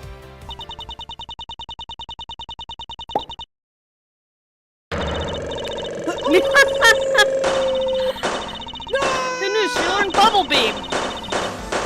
Fucking I didn't know a bubbles! human can learn a Pokemon move. Oh my goodness. She learned Bubble Beam. Woohoo! Good for her. If only she wasn't was an like Interpol. Pichu style I couldn't hurting stop herself it. in the process. I brought him here. He started taking pictures. I couldn't be found out. I was scared. I was in trouble. So yeet.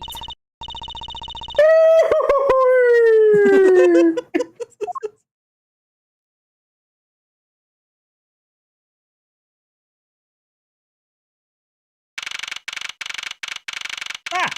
We're here. We finished making all the arrangements to take the suspect in, sir. Very good, detective. What about the smuggling route? Did she say anything about that? They're taking her down to the precinct now. Hopefully we can get more out of her there. However, we even apprehended whenever we approached the topic, she just started foaming at the mouth. It was scary, sir. Or I wasn't prepared to commit a murder all of a sudden.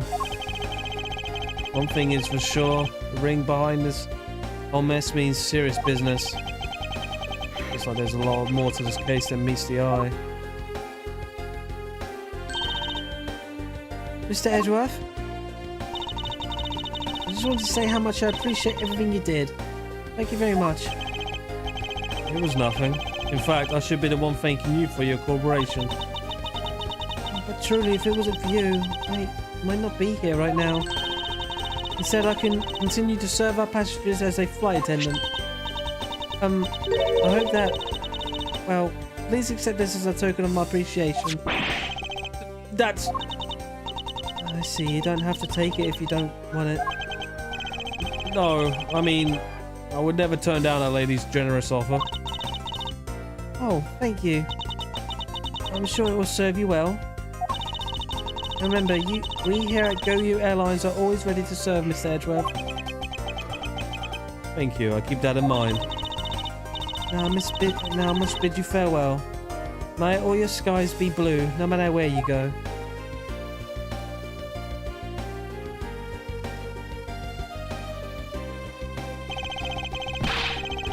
I can't believe we wanted to investigate the whole day, sir. But boy, was it fun.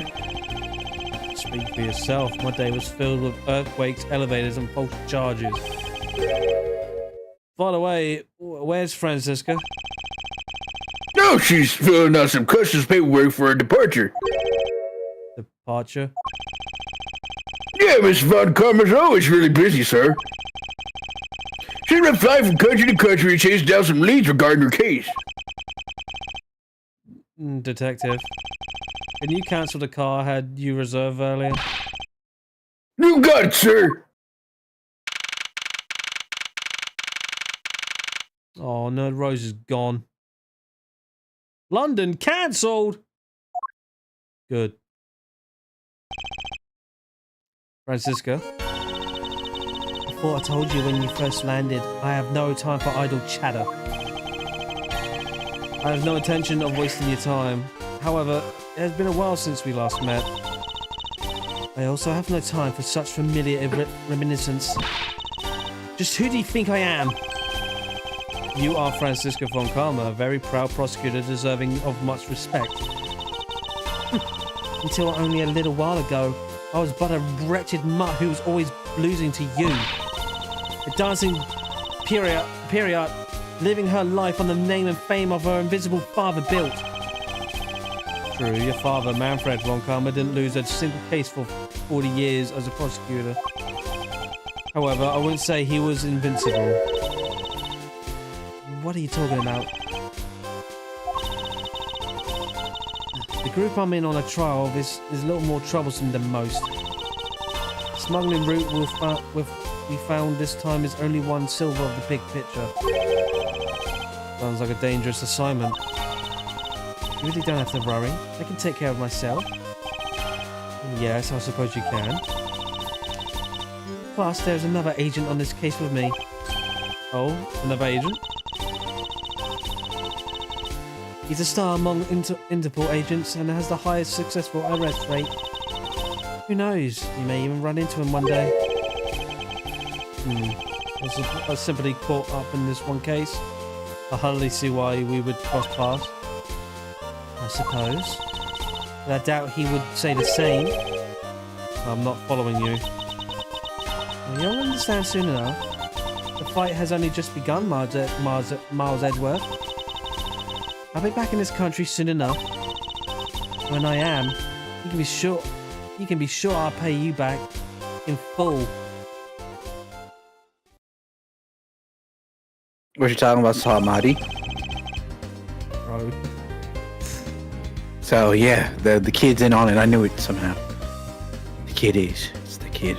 The kid. Fucking kid. No, Rose. Just like that, she's gone, huh, sir? And just... Thank goodness! I can finally easy knowing I don't have to watch out for a whip. Detective Gumshoe, I want to thank you for all your help and cooperation. No, it was nothing, sir. I was just happy to be able to work with you again. I think I'm going to celebrate by adding a little extra salt to my instant noodles a little tonight. Just how much did you cut his salary by, Francisco? Detective, fucking how much money is he keeps getting cut off? Detective, There's enough for one cup. Detective, I was wondering if you might give me a ride down to the prosecutor's office. Sure thing, sir. I'll even fly down the road in the patrol car if you want. Don't make me remind you, Detective. Safety first. That's kind of bad. Thus, I solved the first case upon my arrival home. Francisca von Karma, the smuggling route she was after. The leaders of that ring had already put their trump card into play. And by that, everyone left the chat. Oh, Drew! And they play on the other side of this wall. They will begin to make themselves known through the next incident.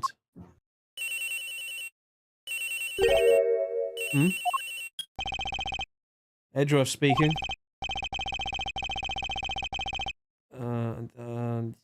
I did it. Yeah. Okay. Finally, I called I called who knows how many times earlier, but I couldn't get through. And you are... Ah, have you forgotten my voice, Miles, my boy? Wait, is this Grossberg? Oh. Ernest... Oh, okay. Man, no. Ernest Amano. Okay. Amano? Ernest Amano, correct? Ah, so you do remember me. I know it's rather sudden, but I can't ask this of anyone else. There's been an incident, Miles. My son, he's been kidnapped. Dun dun dun. Wah, Was that damn kid. wah, wah, wah, wah.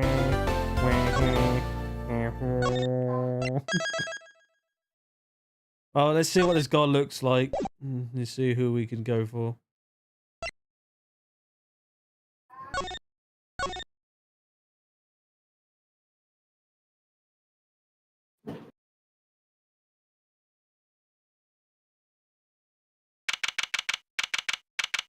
March 13th, wow. That's like 10 days from now.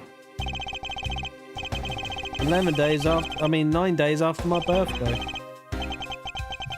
Oh, so we're like starting over beginning when you get to a point, or are we going to go through this whole episode? Well, see how far we can get. Why you need to go somewhere? No. Well, then why would you skip over my dialogue? I didn't. It's the game. God damn it! Let's see if we can still go through this once we can go through the history. Oh wow, where the hell were we? Oh, he's got the suitcase there! Yeah! Right, Consistency in the cool. storyline! It's time. Hold on. I think I have a voice mod for this one. It might sound a bit weird, but Oh god. Doing, Miss Edgeworth. I will phone you every moment with my binoculars. Good to hear. Now make sure you don't lose sight of me. I'm counting on you for backup. You get on me, sir. I have to go. The kidnapper's supposed to contact me soon. Who would have thought that upon my return I'd be thrust into a kidnapping case? And I thought I'd be the one who would have made the ransom drop off. Let's see. I checked that money is all there safe. Inside the suitcase. Oh no, we're using the suitcase as our death thing. Now what I have to do is await further instructions from the kidnapper.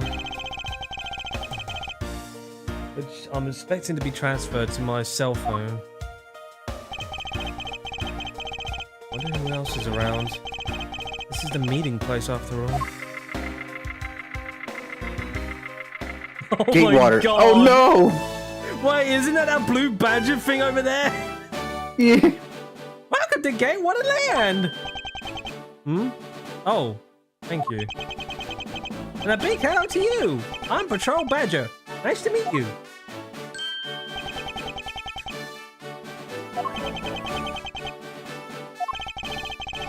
Excuse me, but were you perhaps thinking of taking a picture with me?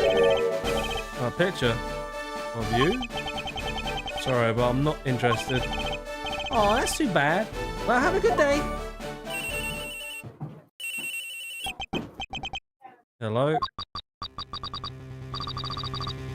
Hey, Rose, you want to be this one as well? Let's see, hold on. This looks like this could use a different voice. Let's see.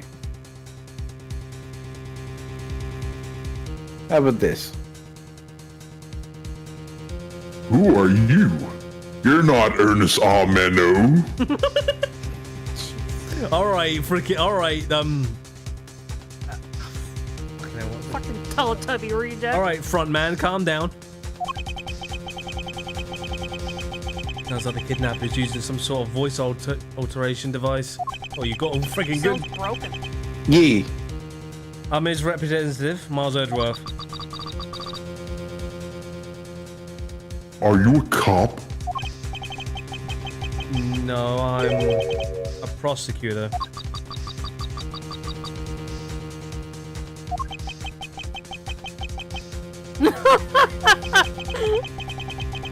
I know what I know. Oh, why are we saying this from front of this guy? I know what you're wondering, and yes, I have brought the ransom money with me.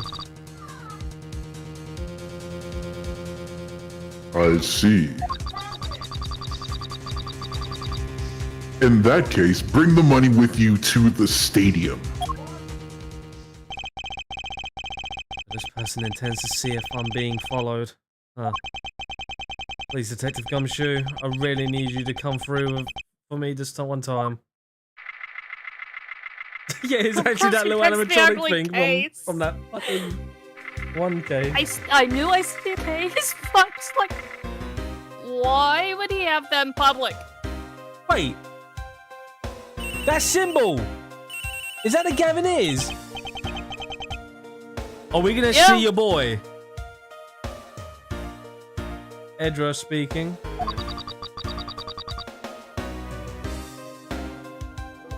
Next, come to the haunted house. And just how long do you tend to have me wander around for? Ouch. That's for me to decide. You don't have much of a choice here, my friend. I suppose not.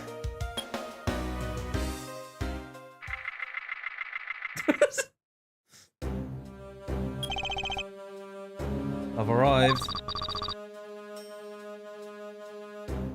Go inside. Oh my god. That's cool with the mirrors. That was a nice detail they did there. I wonder if they actually did that with the DS version. Oh my god. Right, bro, I don't trust this place. What a dismal place.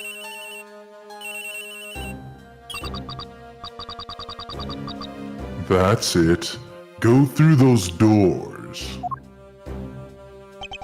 Am I being watched from somewhere?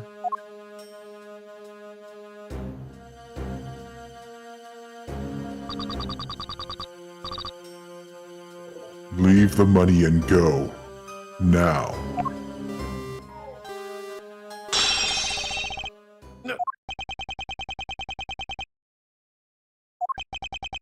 I was hoping for an exchange, but maybe I should do as they say for now and not push it.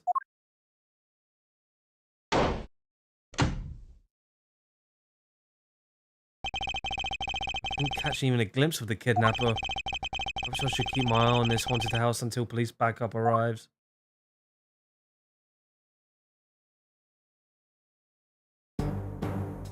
Man, I don't trust that fucking video.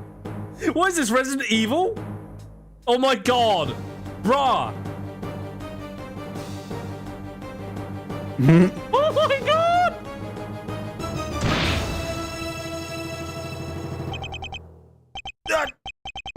It was a trap.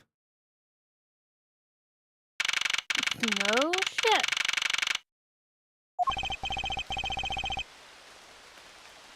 That guy afraid? Who's saying this? No, can't be. Then the deal. Oh, there's someone else right there. Who is that? What are they talking about? Split. Police. All right. In front of meetup. I'll move my body. Yeah, am I faint again?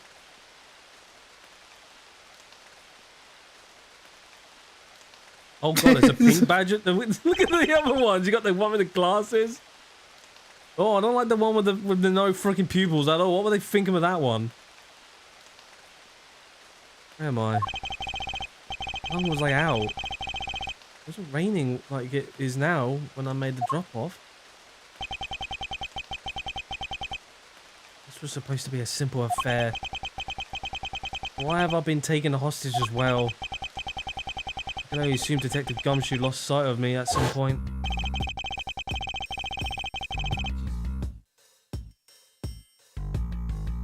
The only reason I agreed to the drop-off, man, was because of that phone call. It was from Mr. Ernest Amano, director of the powerful Zatabusu, the Amano group. Zaibatsu! Aside from that, Fucking I also earlobe owe him for a great babies. debt of gratitude. His only son, Lance, had been kidnapped. I know that Lance is already in his 20s, but I guess some things you never grow out of.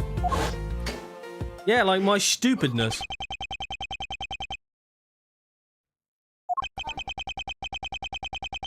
Can't sit around waiting for someone to come and help me. I must escape somehow.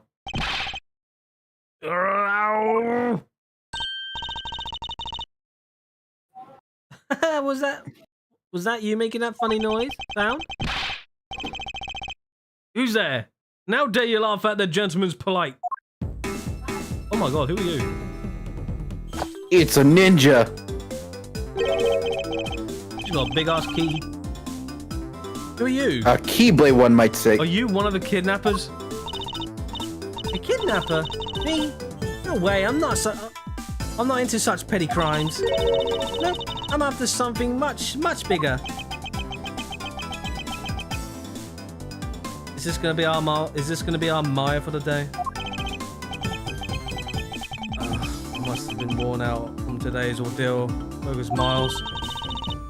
Oh, I forgot to introduce myself. Sorry about that. Ahem.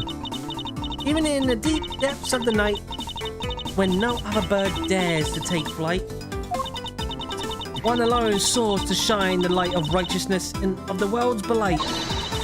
And that one is me, for I am the great thief Yatakazura. Ain't that person we were talking about a while ago? Yeah, great, brilliant, lovely. I'm gonna have to say this name a lot, don't I? Yatakazuru. Great thief. And she really did just claim to be the Yatagarusu. Yatagarasu. Yatu noodles. Yatagarusu. Yatta! Yatagasu.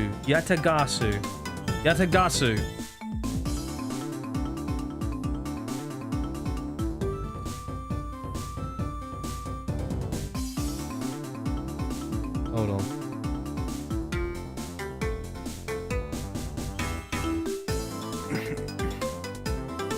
As we wait for the proper pronunciation, let's enjoy this music. I'm trying to just...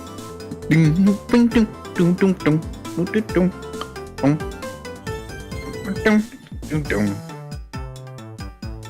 this is... I'm gonna just... Can we get some vibes in chat, folks?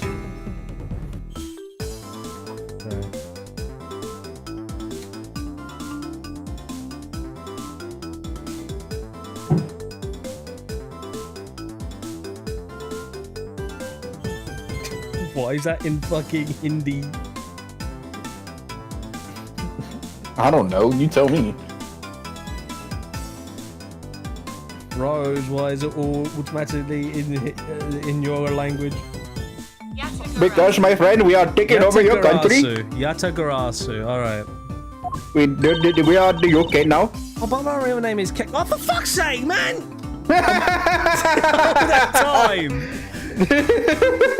Oh, but my real name is Kay Faraday. Kay Faraday? Faraday. You can call me Kay. Kay? Good. Now that's settled? Not quite. I have a mountain of questions for you. First, if you would be so kind as to remove these ropes. Oh, I wonder, should I remove them? I was actually having a lot of fun watching you make those silly faces. Hey, there's no need to get all mad and icy glary on me, you know? This rope goes through here and there you go. What a relief. I owe you my thanks. That's okay. You can pay me back in full later. Now then, what question should I start with? Fortunately, I can already tell nothing is going to be easy with this cheeky girl. You call yourself a great thief, yet are you really a thief at all? You doubt me? I get it. You think that a young lady like me couldn't possibly be such a big-time thief, right? That's not the part I have a tough time believing. I am the real, genuine Yatakurasu, you know? Yep, I'm a pure-blooded great thief. It's a little something I inherited from my predecessor. In that case, you wouldn't mind if I arrest you then, right? What? Of course I'd mind. I haven't stolen anything yet. Oh, seriously, I don't know how you can say such a horrible thing to your savior. That's true. Technically, she hasn't stolen anything in front of me yet. You say you're the Yatakurasu. Do you mean you are the Yatakurasu? Yep. The most righteous of the righteous. The legendary great thief. I inherited the title only recently, so I haven't had a chance to steal anything yet as the second Yatakurasu. I was not aware that the thieves could pass down their titles like that. Don't worry, I got some big plans in the works. Hey Rose, you think this is the Yuffie of Capcom? Probably. Big plans, huh? They wouldn't happen to lead to a big arrest, would they? I knew it. There's just no reasoning with a prosecutor. I'm not the problem here. I have you know that the Yatakurasu has no interest in stealing petty trinkets. There's one thing and only one thing I want to steal. And only one thing, and what would that be? Your heart. But that's going to have to wait until we find our way out of here. Well, at least there is one thing we can agree on. I'm sure you have plenty of time later to learn more about you. So you never told me what your name is, Mr. Prosecutor? Oh, I guess not. I'm Miles Edgeworth. Ah! Now I remember! How can you remember something I just told you? She is cheery. Alright then, Mr. Edgeworth. Let's get out of here.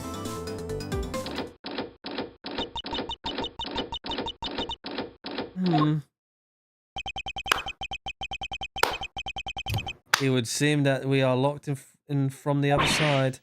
What? No way! I don't hear you, la la la la. I don't hear you, la la la la. Okay, do you remember where you came in from, right? It looks like it might be our only way out of this room. Oops. Slight miscalculation. That's a good height to make an entrance from, but I can't just jump that high out to make an exit. I suppose we have no choice but to look around and see if we can find another way out.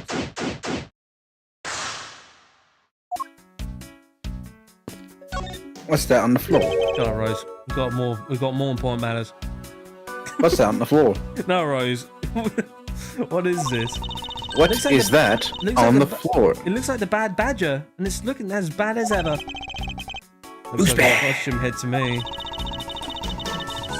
I guess the Bad Badger's costume is, at the very least, a two-piece, huh? A two-piece, huh? The real question is, why is only one head sitting out here on the floor?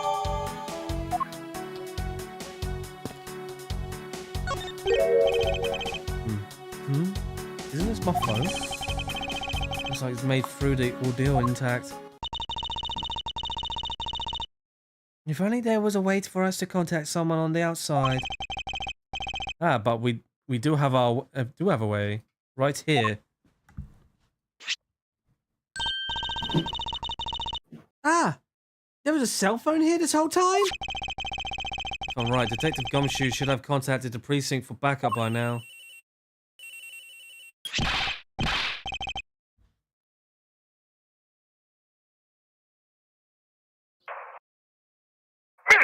Sir, are you okay? I was so worried.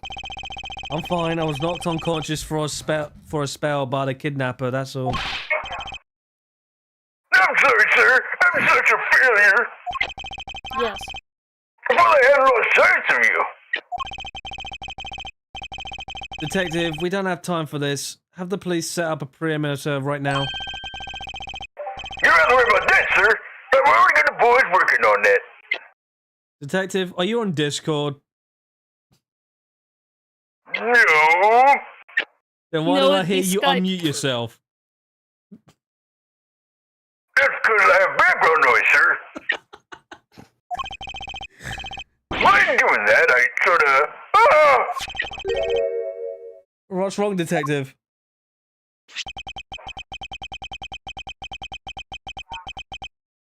Sorry to butt in, but I'm afraid you're going to have to make do with me. Who is this? Shilong Lang of Interpol. A pleasure to speak with you, Mr. Edgeworth. I've heard a great deal about you. Why exactly is an Interpol agent like yourself involved in a domestic kidnapping case? Don't sweat the details. A crime's a crime, whether it's on local or global scale. Besides, you're the ones who's in a world of trouble. And why would you say that? Lang Z says, the pack that runs together stays together. You catch my drift?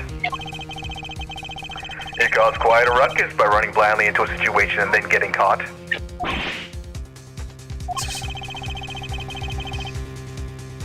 You should have contacted the police from the very beginning. I'm sorry that this happened because of a lapse in judgment. However, I humbly request that you please help me out of here post haste. Sorry, no can do. What? We're hunting the kidnapper now, and I haven't got any hands to spare. As I said, my pack moves as one. You're the one who wanted to go it alone, so good luck to you, Mr. Prosecutor. Oh, and once we do catch the kidnapper, rest assured we'll come find you. Eventually. You... Oh, what's wrong? Did you get cut off? No, my phone ran out of power. No way! It doesn't matter anyway. We should try to get out of here through our own means. Yeah, I have a name to live up to after all. If we put our heads together, we're sure to find a way out. Now, let me go back to the door. Hey, there's something inside the bottom right box. Oh, I think it's a pink badger costume. Fucking hole his eyes though. Oh no, I don't like that one. It's just so creepy. But that means, why is there two costumes? How should I know? Pink badger? Why is there two of them? Creepy You don't fuck. keep up with what's going on in the world, do you? In that case, you better study up on this whole badger clan with this. What is this thing? Think of it as a Bible of all the things you'd ever need to know about the clan. Whatever, I suppose I can keep it as a reference, the guide or something. Proto picture. I suppose That makes this sense why means it's that so creepy. I suppose this means that this is where they keep all the costumes. It certainly looks that way. It's the Badger family's home. There are 8 boxes, but 7 of them are empty. Means that some of the costumes are in use right now. But aren't these badgers the same mascot of the police force? Well, I heard that the police had a hand in sponsoring this theme park. Probably because the Gatewater Group owes a... Wait, Gatewater, isn't that the freaking hotel in the second case of the first game? Gatewater Hotel? Yeah. Probably because the Gatewater Group owes the police from all those cases they sold.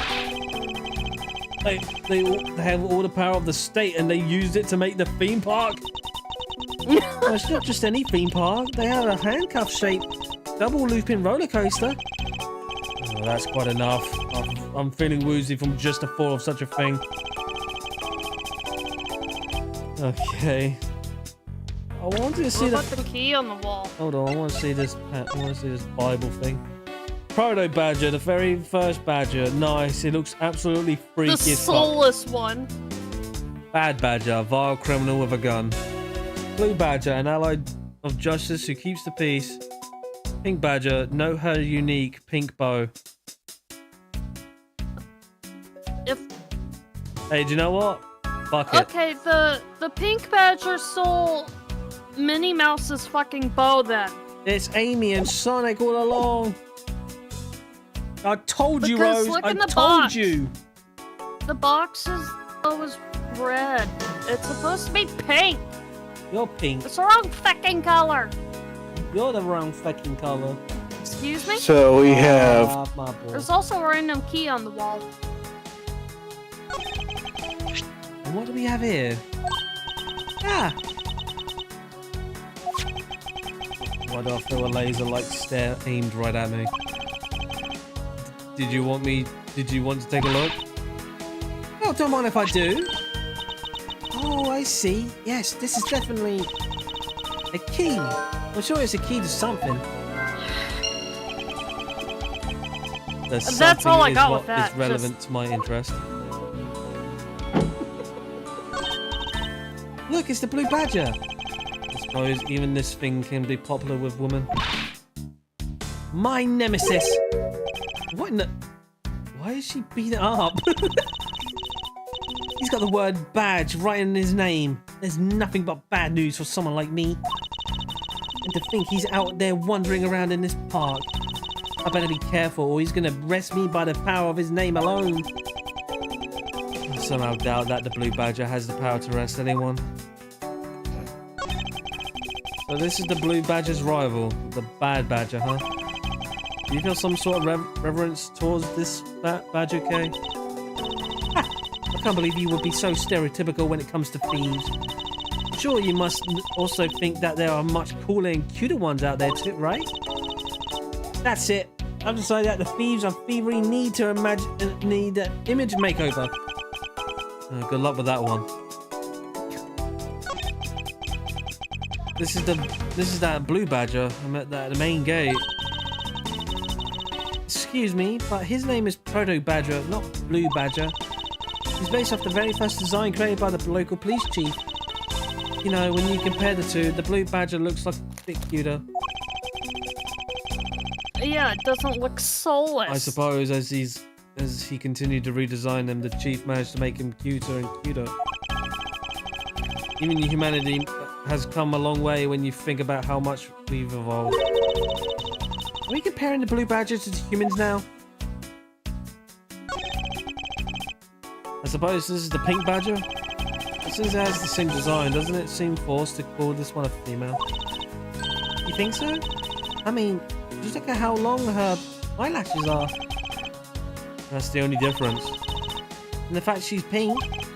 Yes, and her lips are red. See? Lipstick. What? There's nothing to say about the giant pink ribbon? Or is that too obvious?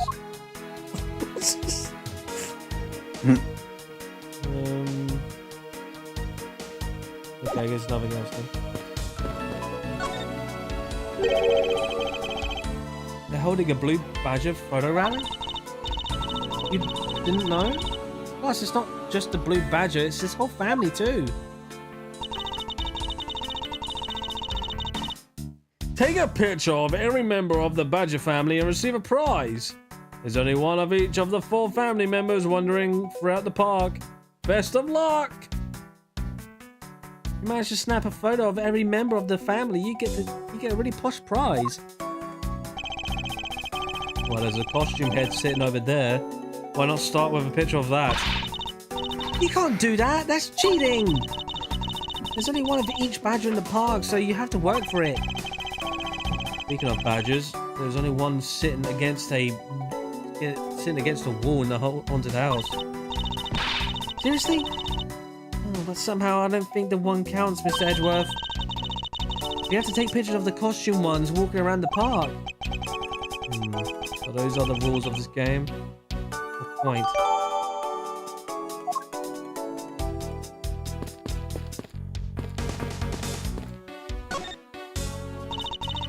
Maybe we can use this paint to help us escape? And what exactly do you have in mind? Well, we could paint hell in really giant letters. And who, pray tell, would see these giant letters? We're inside a building.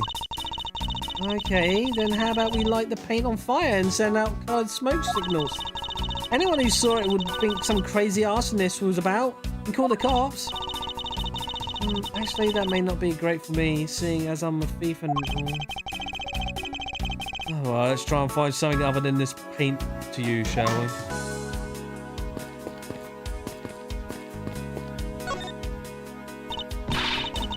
Now, why do they have to put the windows so high up anyway? How's a thief supposed to make... Why can't I just pick her up?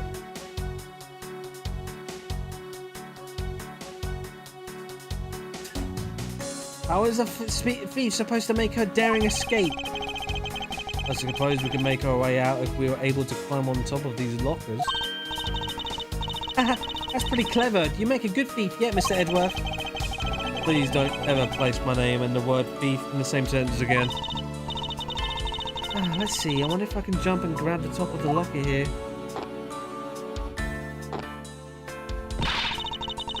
Why did I have to make such a ginormous lockers anyway? And if we wanted to use these lockers, we need some sort of foothold.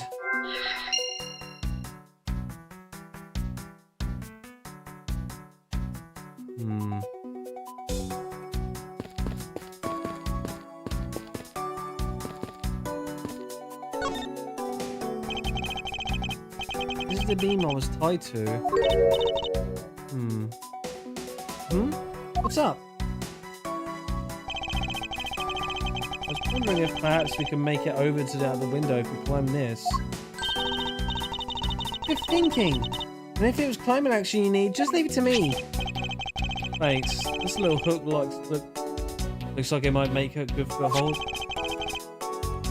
Up you go, Kay, and good luck. Count on it. Great thief Yatakaru. Oh no, here we go again. The great thief Yatakarusu. Rose, I need it again. Yatakarasu spreads her mighty wings and takes to the skies. To the sky. As I thought, this beam was definitely not made for climbing. Yeah, pouting. What do you mean, as I thought? I'm not your guinea pig, you know. I swear, this is Timber in a nutshell. Excuse me? What? Yes. Hi, Maven. Bullshit! You know where the person who kidnapped me went? Well, after they locked you up in here, it sounded like they went to the next room and started talking to someone. I feel like I heard something as well. That's all a haze in my mind. However, I do recall that the kidnapper was talking with someone. It was just a guess before, but I guess I really am dealing with two kidnappers here. After that, they left. It also seemed as if they were done with you. I suppose that is the case, as my kidnapper seems like an afterthought to the $1 million. Well, if they went to the next room, let's see what we can find out through the slot.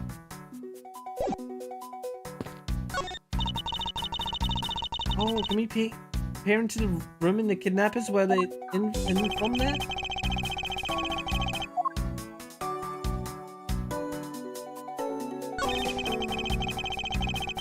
There's a beam in the next room identical to the one in this room. There's even a hook on it to hold a propped up floor panel in place. This reminds me. Did you find something useful, Mr. Edworth? Perhaps. I may have found a very handy hint to how we get out of here. Maybe the trapdoor with the ominous giant hole in the floor? Is that what I think it is? It looks like the kidnappers had an escape tunnel prepared just in case. That's awesome! like a bunch of great thieves themselves. No, they're not, because I highly doubt they made the tunnels themselves. The floor panel was removed and propped up against the beam in a very specific way. I think this building was originally built with a basement or underground area. There's a door on the opposite side of that area appears to be the same as this one, which would mean that I can probably assume that these two rooms are very similar in structure. I believe I may have found out I'd tick out. Okay. I guess there's nothing there. Well, let's do some puzzles.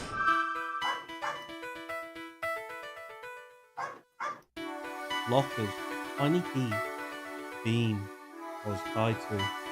Costumes, open floor panel. What's that, bark bark?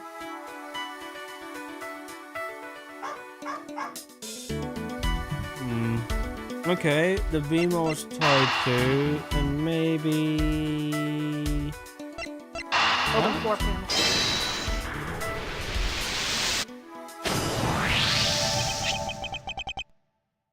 This hook on this beam. You know, I already tried, and there's no way I can jump from this hook to the window. Come on, even you have to admit with something's just not possible. I wasn't about to suggest that again. Rather that it's here for a different purpose. Really? Like what? I just saw in the adjacent room, it's clearly for keeping the floor panel propped up. Which means that there should be a panel in this room that we can open as well. Oh, I get it. We didn't notice its existence all this time because it was hidden by this trap tarp. All right then, let's fold this thing up and see what's underneath. Now this is what I call a treasure. Oh. Okay. Lockers and tiny key, maybe? No. Let's see quickly. Can we? Because lockers? Well, that key could be for that. I don't know. There. Wow, this must be another entrance to this secret hidden basement. I totally smell treasure. The scent I wish to smell is the sweet fragrance of freedom. Then what are we waiting for? Hurry up and open the hatch. All right then. Oh, Maybe you locked should, down tight. not stand on it. Oh, That also fiddlesticks. help. Wait, hold on. The tiny key. That. Use your noggin, Edward. I believe you're up, Kay. Huh? Why me? Because we need to use this tiny key that you've taken quite a liking to. Oh, gotcha. Just leave it to me. I like the tense feeling of these moments when you're about to uncover something big. I believe the feeling of freedom would be much more satisfying right about now. Alright, I got a secret door open. And now? Wait! What? Are you alright? Hey! I'm fine. The ladder just slipped us all. Oh, thank goodness she's alright. I about had a... Coronary. Coronary. Coronary. A heart attack. There's a lot of really large machinery down here. What about an exit? Well, it's really dark and cramped down there, so I really doubt there's an exit. Oh, I can't believe that happened. You have only yourself to blame for leaping before you looked, you know. No way! I mean, how am I supposed to know what that ladder is removable? Looking at the ladder. Ladder? What's that?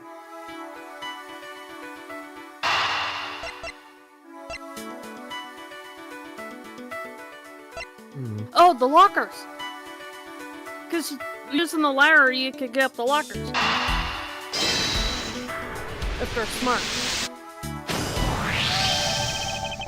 I figured out how we will escape this prison, Kay.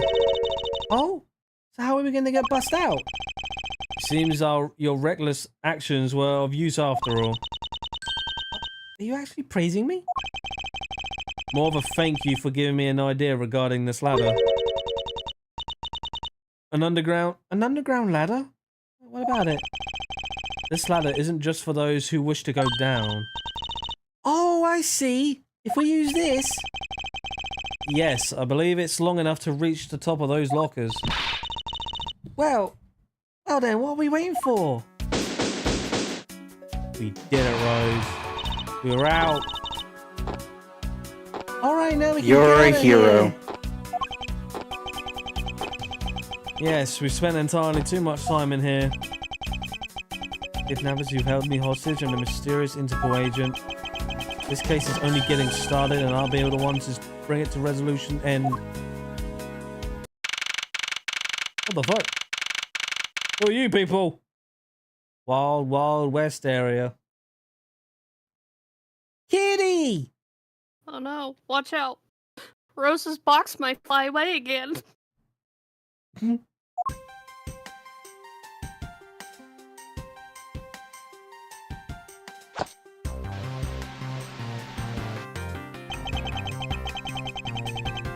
Looks like it's stopped raining for now. Yeah, thank goodness. You have no idea how hard it was raining earlier. Mr. Edward. Oh, it's come true.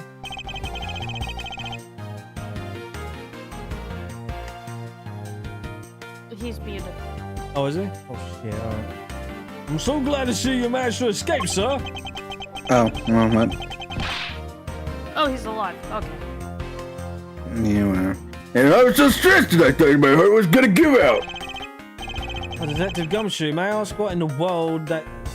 What in the world what in the world that is? Well, that's, Oh my god. Count off! 1, 2, 3, Ichi, Nissan, Shisha. What are these? 99. Shifu! All 99 members are here and accounted for, sir. What the fuck? Jesus Christ! Oh, Jesus. Heh, what the heck do you think you're doing counting my cubs off like that? Every person's a valuable human being, you get me? What the fuck's with the eye patches? He looks like the kidnapper. And everyone has a name that their parents gave to them. No one is 2 or 3. Everyone, regardless of age or rank, is number 1. Got it? Shifu!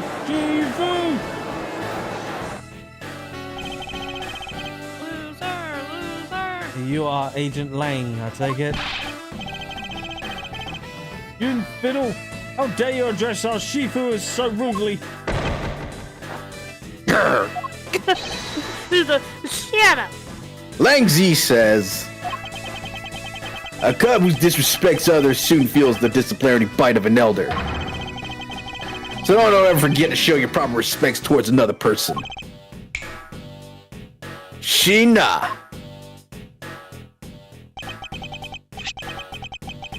This isn't much, but please accept my card. Oh, thank you. Please accept mine in return. You all see that just now? That's the proper way for 2 people to show their respect.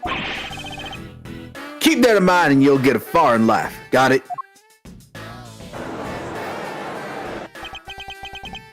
Oh, that's right. Francisca did warn me. Something about an elite interval agent from the Republic of Zengpa. Apparently this man has the highest successful arrest rate in the organization. Agent Lang, why exactly is an Interpol agent involved with this clearly domestic case? That's none of your business, Mr. Prosecutor. How is it not? I've heard a rumor or two about you. You solved a murder that occurred during your flight home recently, right? Huh. But you sure took a while to arrest one little flight attendant. How pathetic. How dare you say that about Mr. Edgeworth? Are you saying you could have sold faster, pal? A comedic relief jumps to the aid of his master. How cliche. Look, what I'm getting at is that if I had been there, no one would have died. Oh, okay. I would have solved the entire case, and Agent Hicks would still be with us here today. Agent Lang knew yesterday's victim. Agent Ackley Hicks. Hicks was like a brother to me, so now I'm out to take my revenge. Agent Hicks was investigating a smuggling ring with Francisca in the third person. This must be the man who she was talking about. In that case, you should understand how I feel, as the kidnapped is someone I know. So I ask that you please allow me to contact this. Not so fast! This isn't your neatly trimmed courtroom of Eden, you know. You're out in the wilderness now, Mr. Prosecutor, and way out of your league. No hard feelings, but why don't you go back to your courtroom now, pretty boy? You dare to mock the court? I do. And I don't need the help of a filthy prosecutor. Sorry, but the truth doesn't need the likes of you to distort it today. He uses the adjective filthy to describe a prosecutor. And why? Why do I feel such intense loathing emanating from him? Probably wrong, Karma. Alright, man. Good job on the perimeter around the gate waterland. Now just find the kidnapper and bring the punk to me. Dismissed. Sir! Now then, Mr. Prosecutor, you just sit tight here and don't cause any trouble, understand? Wait.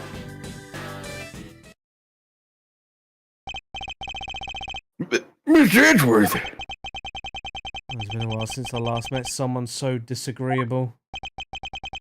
Why of all places did he show up here? And completely out of the blue at that. Suppose I have to ask Detective Gumshoe to fill me in on that.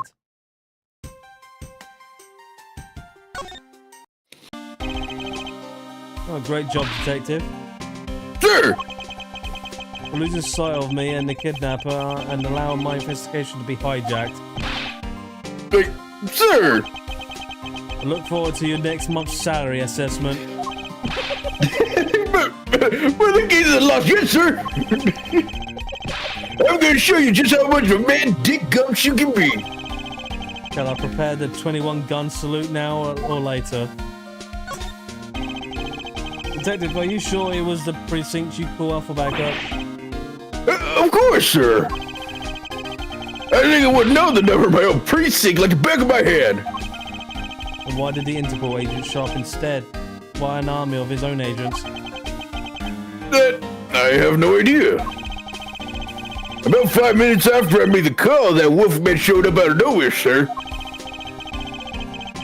Agent Lang definitely has an agenda, so the question is, what is he after?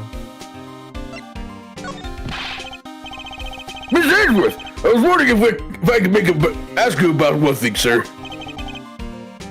Yes, what is it? Who is that? The girl over there, I mean. I'm Mr. Edgeworth's assistant, Kay Faraday. What? Funny, I don't recall making you my assistant, Kay. Yeah, I'm Mr. Edgeworth's assistant. Me. It's been like that since forever. Oh, sorry, but I just stole your supporting role. How can you say such thing? So serious with that giant grin of yours, face pal. Miss Edgeworth, we got a thief in our head, sir. She stole my role, sir. I'm taking her aid, getting her convicted and making sure she serves her sentence. Oh, Come Yeah, on, like it'd be SpongeBob. fun. 2 seconds. Like musical chairs. You better stay fast on your feet. No way! I won't. I will not lose a spot like you, little girl. Oh my god, is threatened by a Gumshoe gonna have a child. fucking arc going on here? Ironic. Only Gumshoe can Is that be the great- threatened by a little girl. Is this what the thief does? Steals rolls? Okay then. Now we have the first Gumshoe. No, I'm the Prince Gumshoe. Fuck you now. Those are a lot of fucking footprints. Man, I can't calmly do any stealing at all of that detective around. I suppose it's not easy when there's this many members of law enforcement in the vicinity. That's alright. It's not like I'm in a hurry to steal just any old thing. Which is it? Which is it? You plan to steal something or not? Quite the mystery, this one. Maybe I should talk with her a little bit more. So, what are you going to talk about? So, we're going to do about your investigation into the kidnapping. Good question. Since Agent Lang holds the authority to investigate this case now, this makes things a bit more complicated. Oh, come on. You can't let that stop you. I even lend you a hand, so let's go. But you're a self-purported great thief, are you not? I don't believe I can let someone of an unlawful nature participate in an investigation. Oh, you don't like to listen, do you? It's not just a great thief. I'm not just any old great thief. I'm a Yatakazuru. And I said earlier, a Yatakazuru is after one and only one thing. And what is this one and only thing you're after? The Yatakazuru is only interested in one thing, and that is the truth. I see. It was 7 years ago. There was a vigilante. Sorry, I just knew that now. There was a vigilante who threw the business world into a panic. Labeled mysterious and phantom-like, Yatakaruso. Oh, I'm done. Right. Yata Garasu. Yatagarasu appeared and vanished at will. Though we still don't know much about the thief's ultimate goal. We do know that the targets, the Yatakaruso, liked to find many and publicly disclose evidence of corrupt dealings of all sorts. Once a target was chosen, no dramatic calling card or announcement was sent forth. Instead, the chosen corporation was infiltrated without even the target noticing. Some days later, the evidence that was found was sent out on the mass media, along with a card with the mark of the three-legged raven. Looking back, I suppose you could call what the Yatakaruso was stealing the truth. Could this child really be the successor to the original Yatakaruso?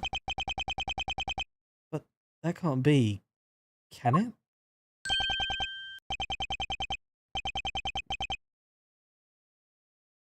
Oh, it's probably that. No. It's probably that. That man. Mm-hmm. You want to give him that voice? Okay. Lads! Lads! Where are you, son? Wow, that's the voice. Yes. Mr. Armano. Sadly, count money. Oh, Miles, my boy! Sorry to avoid you in such an affair just after you returned. For you, Mr. Armano, I'll gladly offer my assistance. After all, I have to thank you for how well things turned out during my time abroad. If it wasn't for you, I might not have been introduced to that law office and had the chance to study the inner workings of another country's judicial system. No! No! No! Think nothing of it! As you know, Manfred and I go way back. I consider a beloved disciple of his to be like one of my own blood. Have you you ever want to go overseas again, you need only to ask. I can use my company's vast network to send you anywhere at any time. So who's the old man? Well, he's the father of the currently kidnapped Lance Amano, Ernest Amano. Now then, have you found Lance yet, Miles? Please, I miss my poor boy dearly. Sadly counts money. I'm terribly sorry, but your son's whereabouts remain unknown, Miss Amano. Hold on there! What happened to all that money? I believe the $1 million dollars have been stolen, and the culprits are now on the run. What? Oh, poor old man. Do you have anything you could give him to cheer him up, Mr. Edgeworth? Oh, forgive me, Mr. Amano. I was wondering if you could please tell me the details of the kidnapping one more time. Oh, it was yesterday. A call came to the house. From the receiver came the sound of my son. Help me, Daddy! Bros, I think he's 20 fucking somewhere. I know this Help is me, Daddy! I know this is tough, but please stay with me here, Mr. Amano. How old is this guy? You don't understand. He hasn't called me Daddy in ages. How old is this guy? 51? Oh. Oh, I thought he was German. Never mind. It was incredibly moving. I wish I had recorded him saying that. You definitely should have recorded that conversation. But none for the foolish sentimental mentalities for an old man. Refresh my memory. What kind of person is Lancing again? I haven't told you about Lance. Hope you get him back. Surprisingly, a lot can be deduced from a person's relationship and behavior. Well then, Lance is my one and only son. He turned 21 this year. He's very much like me when I was his age. Kind and very attractive. I'm sure women simply can keep their hands off him. Is there anything else about him you noticed of late? Now that you mention it, I haven't been able to get in contact with our butler, Oliver. Your butler? Yes, his name is Oliver Deacon. He's been with our family for years now. He gets along so well with Lance, so I thought maybe he would know where my son is. I don't trust butlers in this game. We had one before. Mr. Amano, could you please tell me a little more about your butler, Mr. Deacon? As a butler, he's outstanding. He even serves as a Lance's personal private tutor. He took a brief leave recently, but even after it was over, I haven't been able to reach him. So you still haven't spoken with him since his leave? What about his family and friends? Oh, they say they haven't seen him. I tried everything I could to think of, Miles. You think this could have something to do with Lance's kidnapping? It's possible, but I can't say anything for sure quite yet. But even the person closest to the victim has gone missing. Oliver Deacon. Sounds like one name I had better keep in mind. Detective Gumshoe? Yes, sir! Let's begin our investigation. Even if that Interpol agent holds the authority to head this investigation, we can't allow ourselves to stand idly by twiddling our thumbs. I'm with you 100%, Mr. Edwards, sir. Alright, Dick Gumshoe, pledges to stick by your side through thick and thin. Mr. Amano, it was my fault that the culprits escaped, which is why, with your blessing, I vow to return Lance back to you myself. Oh, I never seen you so passionate before, Miles. Good luck to you, my boy. Alright, well, what are we waiting for? Let's do some investigating. If you think I'm losing to you, pal, forget it. Jeez. These two are gonna have beef. Two morons on the case. So what should we do first? Thanks to Agent Lang, we can't leave this area. The culprits were here until only very recently. Which means we may be able to find some clues that will tell us how they escaped. Okay, let's get looking.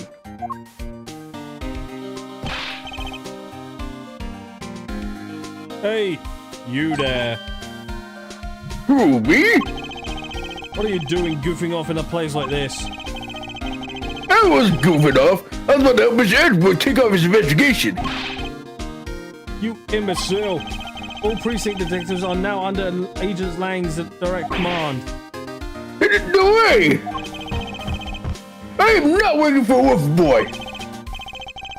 Miss Edgewood, can't you do something? I'm not exactly in the position to argue, seeing as how you are a member of the police. Good. Now let's go. No! Boy, have I got just a job for someone of your... Wait, what did he say? Of your talents. What talents? This guy's got fuck all. Wow, that was exciting. It's the cops. Okay. What? Can't you tell I'm all ready to get down to some detective work? You should go home. Your parents must be worried about you. Oh, come on, I finally get to be your assistant and you want to try to ditch me? I don't recall offering you the position. Why do you have to be so difficult? Besides, it's already too late, you know? Like I said, I've already stolen the position of assistant a while back. You're the only one asserting that. Well, by the time anyone's noticed, it's already gone. That's the Yatakazuru's way. You shouldn't speak so lightly of things you know nothing about. Oh, fine, whatever you win. Go ahead and do your little investigation. But the talented Assistant K is going to tag along no matter what you say. Even if she turns out to be useless, she's not going to listen to me. Yep, this is Timber. Never listens to me. I'll tell her to leave and she will just stick along anyway. I might as well surrender and let her come along for the ride. Well, Timber's not objecting to that, so yeah, I guess I'm right on that.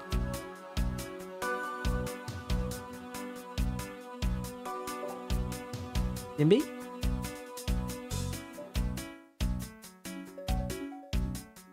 That would explain why he wasn't hearing me. Oh, what did you say then?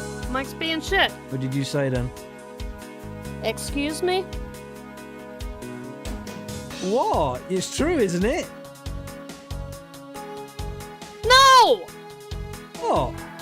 The fact that I know for a fact that you'd be 6 miles out! Yeah, if it's something spooky. Usually it's the man that's the knight in shining armor, not the woman! Oh no, not this music again. Oh no. Not this fucking music. Hey, it's the Blue Badger! Please tell me she's gonna kick his ass. Badger, get! I really don't understand why she's so excited over this badger hunt. Yeah, Timby. Speaking, Excuse me? I legit thought my stream was absolutely gone. But thank you, Elios, for the message. Speaking of badgers, there's a For person the inside of there. confirmation that nobody's died just yet. Mr. Badger, I wonder if you might share with me what you saw.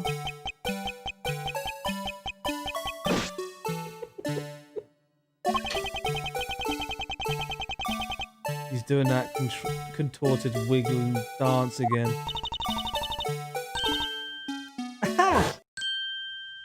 Oh no! Not you! Oh god! This fucking idiot! You can cover my undercover identity, sir! I was remained under that head, sir! Aren't you Officer Meekins? Sir! Mike Meekins reporting for duty, sir! Honestly, my first thought went straight to Legend of Zelda's postman that always keeps running. This man was a witness in Just one of all the you hear cases is the I headed 2 years ago.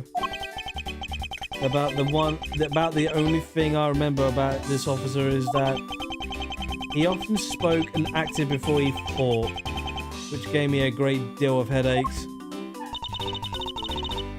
Is he a friend of yours, Mr. Edgeworth? I've met him in the courtroom once before. I wonder why he's so upset when he unmasked him. Does he have something to hide? The fucking look! Officer Meekins, why are you standing here wasting time? Sir! Because I'm not a police officer right now, sir! I'm the Blue Badger! And I'm creating memories and dreams for the kids! That's never a waste of time, sir! I have a dream to become as big as Detective Gumshoe, sir! That's right, big kid. I was patrolling this scorchingly boring beat until a little while ago. I'm just wondering why he's wearing his entire police uniform under the costume. What is this dispatch radio on my shoulder crackled? That the kidnappers have escaped, sir! I thought that made me lose my shot at making detective, sir! I rushed on over to join in, but then I got here, there was a sea of people already! Aww. And I couldn't spread my trademark friendliness and joy to anyone! It would seem that some people never change. So why exactly are you in that ridiculous outfit? Sir! That's because, sir! I'm here to keep the visitors in good spirits, sir! But it's also to hide the fact that I'm an officer on the trail of the kidnapper, sir! I see. Agent Lang is very wise to employ this sort of diversionary tactics. And to be handled the role of the Blue Badger of all the different disguises, sir! It's such an honor!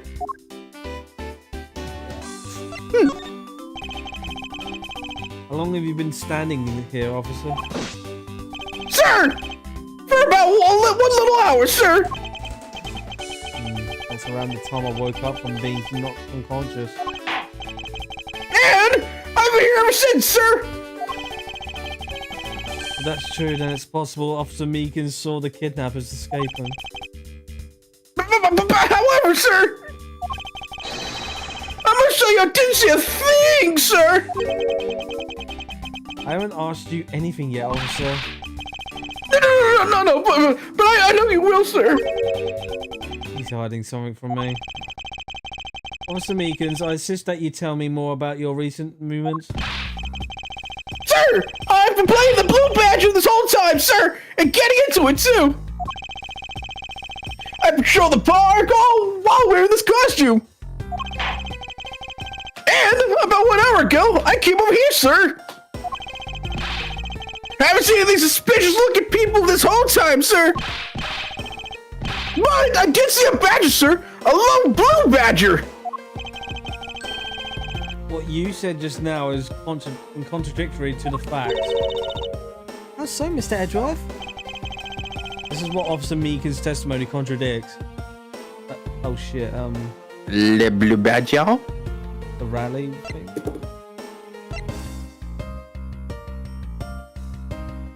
What about the severed head? No, because that's the Bad Badger. Yeah. Take that! Officer Meekins, let's back things up. I'd like to ask you about your last statement. Sure, of course, sir! On. If that's your wish, Mr. Prosecutor! This little patrolman will wait as long as I am commanded to wait! Oh god, I just realized this was the weird fuck with the microphone, wasn't it? Yeah, I don't think he has. Silly! You said that you saw a blue badger, correct? And yet, if you take a look at this, what you saw was not supposed to happen. This park is supposed to have only one of each badger in it at any given time. Each of the 4. Which means that as long as you are the blue badger, Officer Meekins, you should not have seen any other blue badger wandering the premises.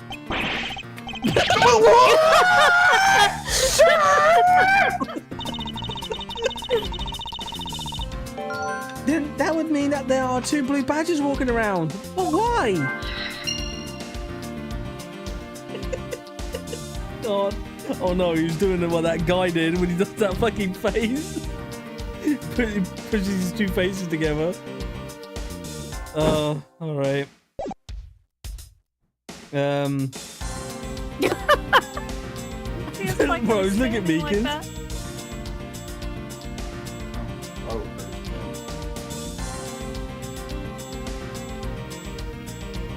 Oh, fingers are busy. Look at Lines on the Meekins. ground. No, let's get this pipe. Kitty! I know it's a kitty! I got you now, you vile criminals! I think the kidnappers would have better sense than try to hide in these. Come on, line up, will ya? I was only joking. I don't really think that the criminals would be hiding here. Right in front of 2 officers. I certainly hope not. Oh, okay. I want to talk That'd be about the fun. kitty. No. Kitty.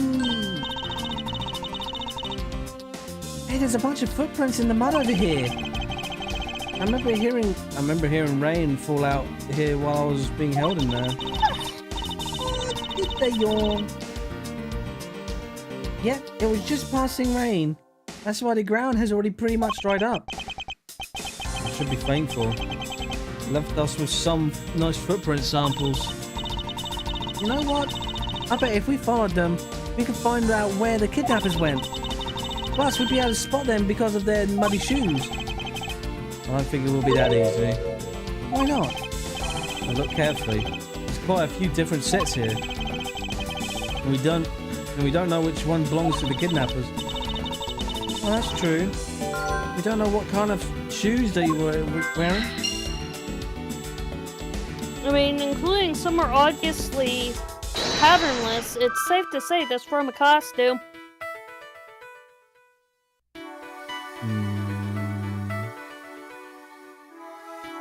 Costumes in the second blue badger. You did it, Bull! Not that hard to figure out. Again. But You yeah. did it, Bull! A second blue badger that shouldn't exist. Clearly the true identity of the person underneath is... Oh, I know. It's one of the kidnappers, right? The person wore a costume to get away. Did I hear another yawn? Maybe. Damn you, Bull! Maybe yawn louder. Precisely, after all, the costume that went missing from the storage area are...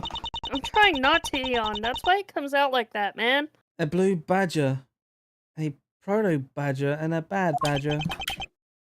Yes, those 3. So there are 3 phony badgers running around in the park somewhere, huh?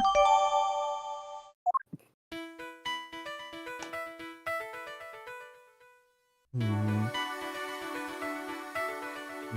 don't think there's anything else. Sure, she's in a costume escape. Yeah, that's fine. No, the other blank. Now that we know that the kidnappers were wearing badger costumes, those footprints from earlier take on a new and very significant meaning. Oh, you mean now we know which tracks belong to the kidnappers, right? Yes, more than shoe prints.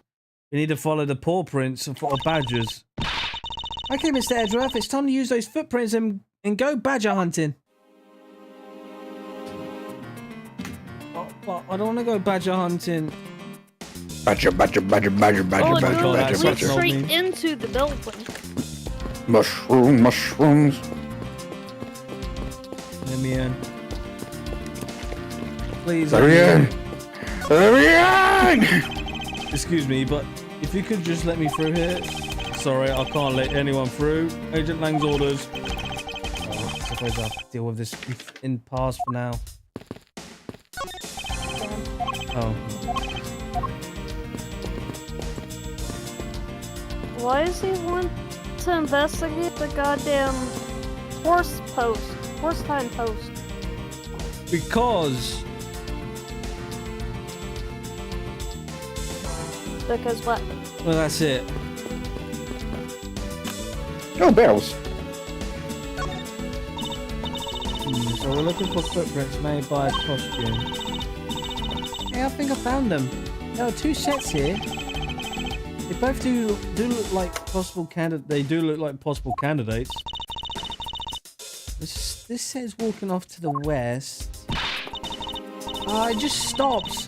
I can't make heads or tails of where it's headed from here. I think we can assume it's headed towards the stadium. I wonder where the other set leads. This one seems to be headed east.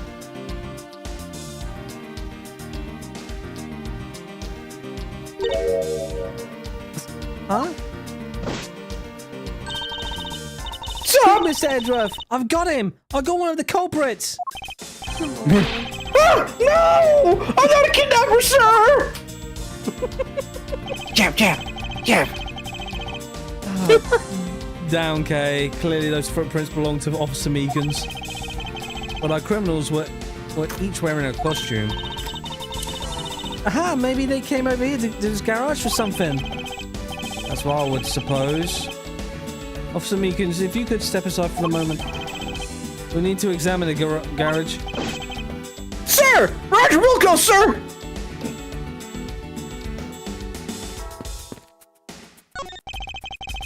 Let's open a shutter and see what we find. The horseshoe's upside down. Oh, that means bad luck. Bro. Maybe we'll find the kidnappers hiding inside. Darkness. What? Dead body? What in the... We seem to have stumbled across a dead body. Must be in severe shock to have been the first to find it. And now then, who is this man? It's Oliver. Oh, is that the butler? Oh, alright then, never mind. Shit. Miss Armano, are you saying that this man is... Yes, he's my butler. How could something like this have happened? Oh, indeed. Why was Mr. Deacon here to begin with? I better investigate this crime scene quickly before Agent Lang or his men return. The kidnapper's footprints lead right to this garage. And right to the dead body. Is it possible one of the kidnappers is now a murder victim? Why is he so sad, Rose? No. Was he stabbed or shot? My It looks like he was stabbed in the stomach, but why is the shoulder bleeding? my cursory examination, I believe this man died of a fatal bullet wound. Well, there you go, you found your answer. You sure can't for someone who just found a body. It's surprising what one can become accustomed to it in the span of 2 days. Won't rest until I've expected every suspicious looking nook and cranny, which I will keep saying every time I'm going to investigate. Every nook and every cranny. Every Tom Nook and every Tom Cranny. Control of this case, I'm not going to be able to have a real autopsy done on the victim. I'm no doctor, but let's see what I can piece together myself. There are 2 gunshot wounds, one in his abdomen and one in his shoulder. I knew it. So that means that he was shot twice. No, I don't think so. I think the abdominal one is the entry wound, and the one near his shoulder is the exit wound. Abdominal. Nice. I knew you could figure it out. Well, it comes with experience, and I've seen my share of crime scenes. This Speaking of experience, this crime scene seems to be a bit too clean for a murder where the bullet went clean through. I should make a note of this oddity. Well, yeah, because if he was shot in the stomach and it came out through his shoulder, he had to have been laying down already. Well done, Bull! The His horse necklace. This is an unusually shaped pendant. What is it? horse. Is it something valuable? She seems to have regained some of her composure. It looks like a horse pendant. It's got an antique feel about it.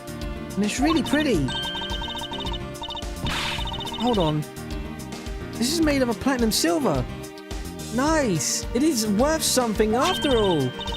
Oh, and look. There's something written on the back. Colin Devore. Isn't Devore? Devore? Devore. Devore. I would say Devora. Devora. Alright. Colin Devora. What's her name? Colin Devora? This man's name is... Something to remember me by. Oh no. Let's see. My badge. Roach! Fuck off with the badge! The stadium. So we're in the Wild West. What are you laughing at? Then You being silly. No, I'm stupid. Get away. No.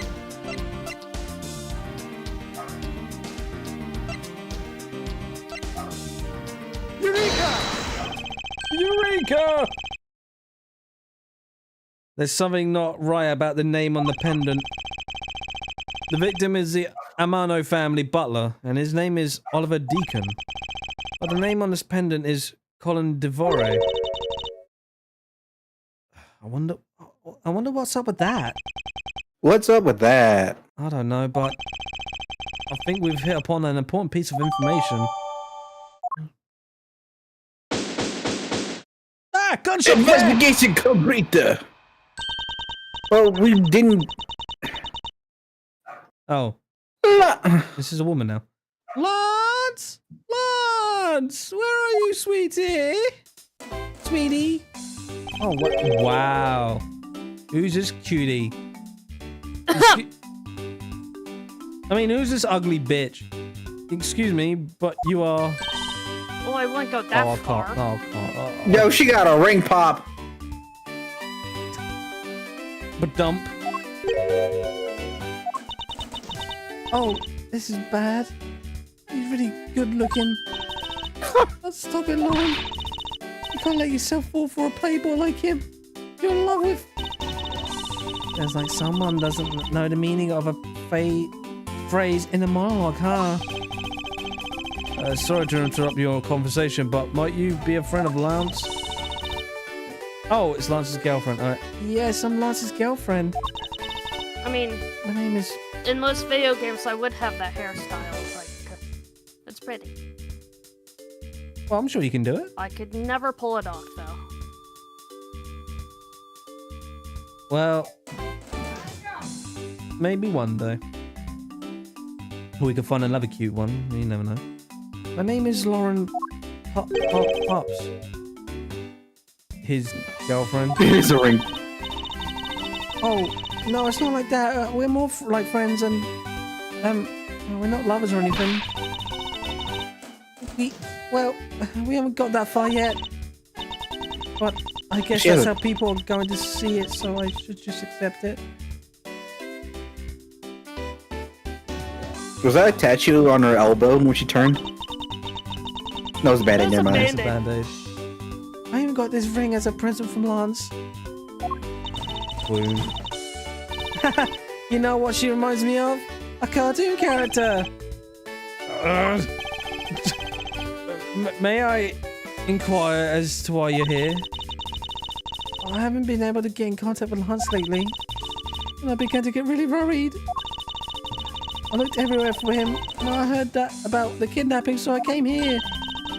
Wow, you're really strong for having made it through all this by yourself. Is it true? Has Lance really been kidnapped? No one is supposed to know, but yes, it's true. Oh, Lance.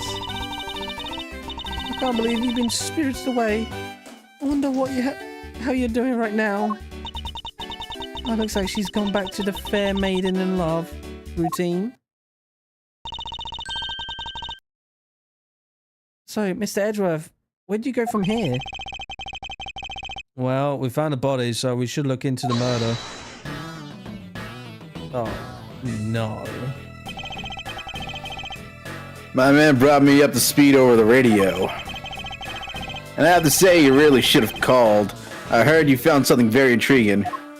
Yeah, dead body in the fucking garage. I have nothing to hide, Agent Lang. It's exactly what you see before you. Well, I'll take it from here. Yeah, that guy's really dead. No shit! Hey, you waiting for an invitation? Hurry up and detain the suspect now. Suspect? Who? Officer Meekins, is it? You're coming with us. What? Sir! I have nothing to do with it, sir! Straight up. Agent Lang, don't you think you're being a bit rash? Do you even have a good reason to suspect Officer Meekins? Ha! I'll leave that kind of stuff to you prosecutors. It's your job, after all. Like I said earlier, the crime scene isn't as forgiving as your precious courtroom. That's your answer? I know you like your logic and reasoning, Ben Shapiro. But that sort of practical stuff's not needed out here in the field. Actually, you smug fuck, I'm Matt Walsh. But and my assistant over there is freaking Michael Knowles. But that's some impractical fluff. Oh shit. All you have to do is arrest a suspicious person after a suspicious person. Now that you eliminate crime from the streets, that's how you eliminate crime from the streets. No, that's not! But that's If also everybody in precisely jail, how you there'll be unnecessarily nobody on arrest the innocent streets. people by mistake. Innocent people? Nonsense. There's no such thing as an innocent person. We've all got blemish or two in our hearts. We all have darkness in which it returns to. That's tyranny. I won't allow such a thing to go on unchecked before my eyes. Too bad you don't call the shots around here. As I have sworn to uphold the law of this land, I cannot allow you to take this man in. That you would arrest a man on false charges without even conducting an investigation. Have you no honor as a member of law enforcement? Of course not. You! How dare you speak so disrespectfully to our Shifu? Hold it!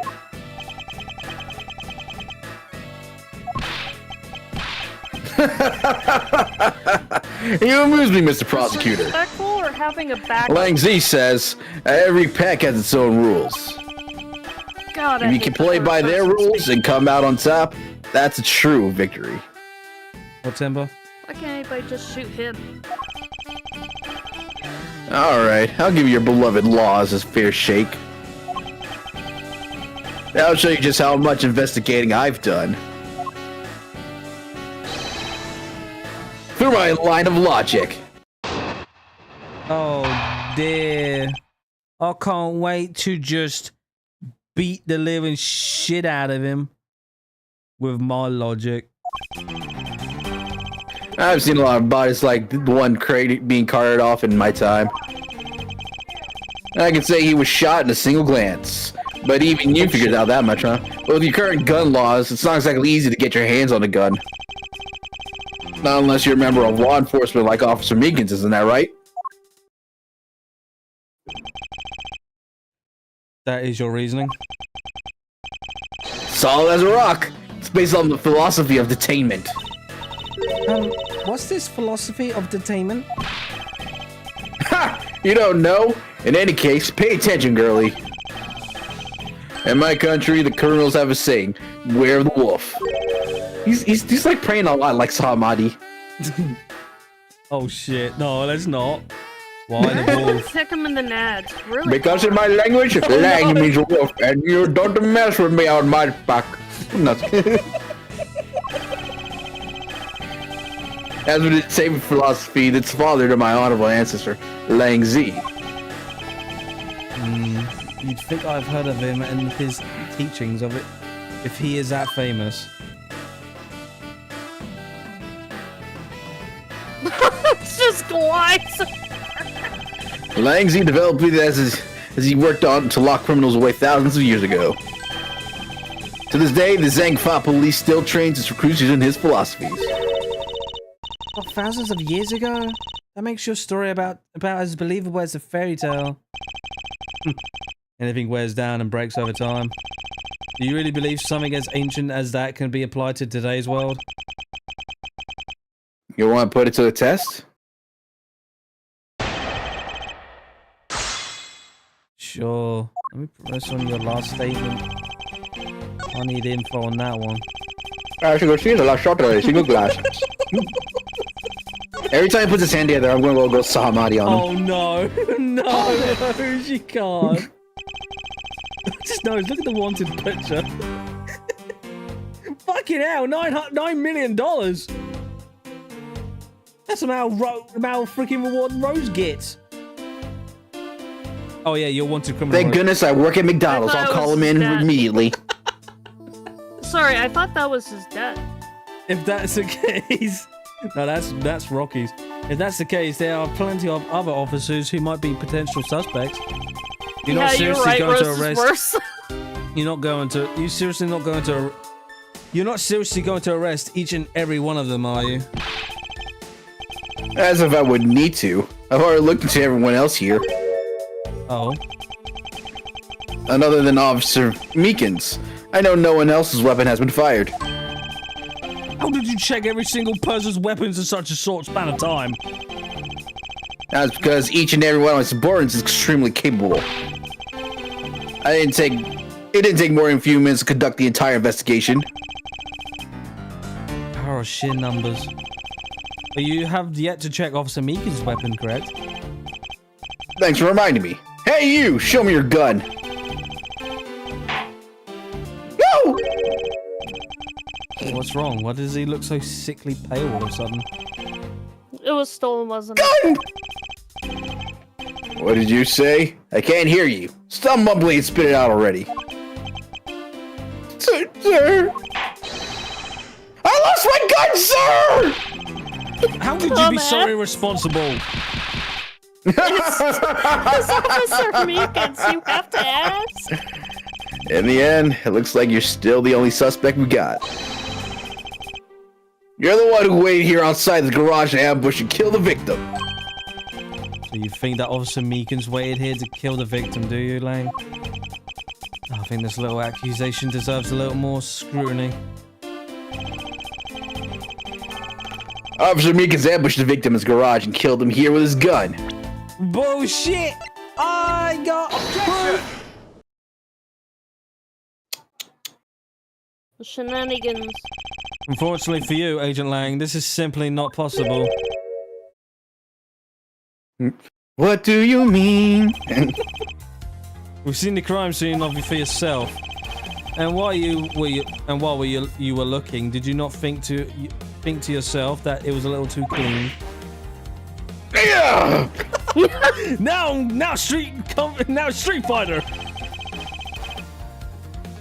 So you did notice that there was too little blood. You still wish to claim that Officer Meekins committed the murder here? Because this isn't a crime scene, and if it was your men who led you to think it was, then I suggest you leave this case to the local police to set a record straight. Ouch! Not bad. I see your logic here just as sound as mine. In that case, let me ask you this. Don't you think it's weird that Officer was hanging out around here in the first place? Weird? How so? Hey, you! Your squad's not even supposed to be in this area, right? What were you doing neglecting your duties and then loafing around here? Don't you dare give me some lame excuse like, I found myself talking and walking. Taking a walk. Taking a walk. But sir, I really did take a walk, sir! You're a disgrace. How dare you take your pack obligations so lightly? Officer Meekins is looking extra meek. Is he hiding something? Mr. Ashworth, please, sir! Save me the way you did earlier, please, sir! Officer Meekins, please give us a detailed account of what happened. Sir, not you too! You can just hear the disappointment. Did you see that fucking that eye line? Just like Meekins Yeah. like, oh! It's true, sir! I wasn't assigned to this area, sir! I was told to check every square inch of the main gate area, sir! Also, we're looking for the kidnappers while selling dreams to the Blue Badger Mobile, sir! But I got completely caught up in my role, selling dreams to the children, sir! Before I knew it, I found myself here in this area, sir! What is this Blue Badger Mobile? It's a moving store on wheels that sells sweet dreams and merchandise, sir! So the Blue Badger Mobile is just a roaming souvenir shop? Sir! I swear I was only chasing the kidnappers down while I was being a good dream merchant! He seems rather worked up, even more than his usual hyperactive self. He sure seems sure of what he's saying.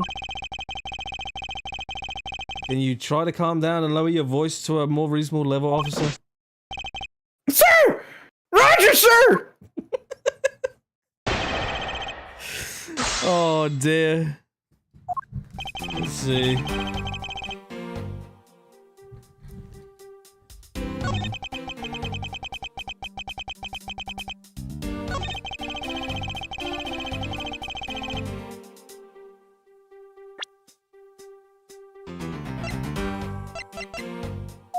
Where is the car? Besides being parked inside the garage. But you never used it. Yeah. Objection!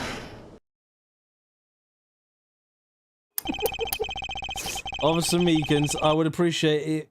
I would appreciate it if you didn't tell such transparent lies. Sir? I'm lying, sir?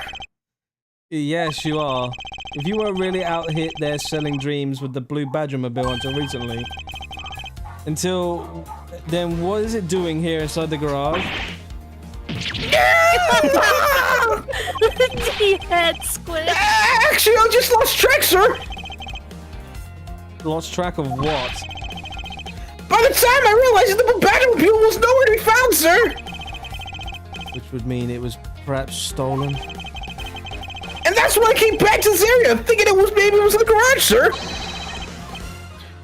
But that was when you found me, Miss Edwards, sir. A likely story. Who do you think you're going to buy such a convenient tale like that? What exactly is so convenient about his story? The car getting stolen? It's completely unbelievable, even for a cover story. But I think we can assume the car was used all right.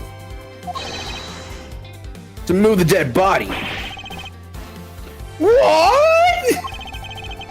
Okay, You killed the victim eyeliner, at some chill. distant location, Officer Meekins.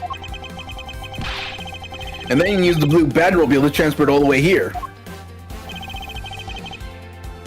Now then, you're coming with me. But it wasn't me, sir! The killer, sir! It wasn't me, sir!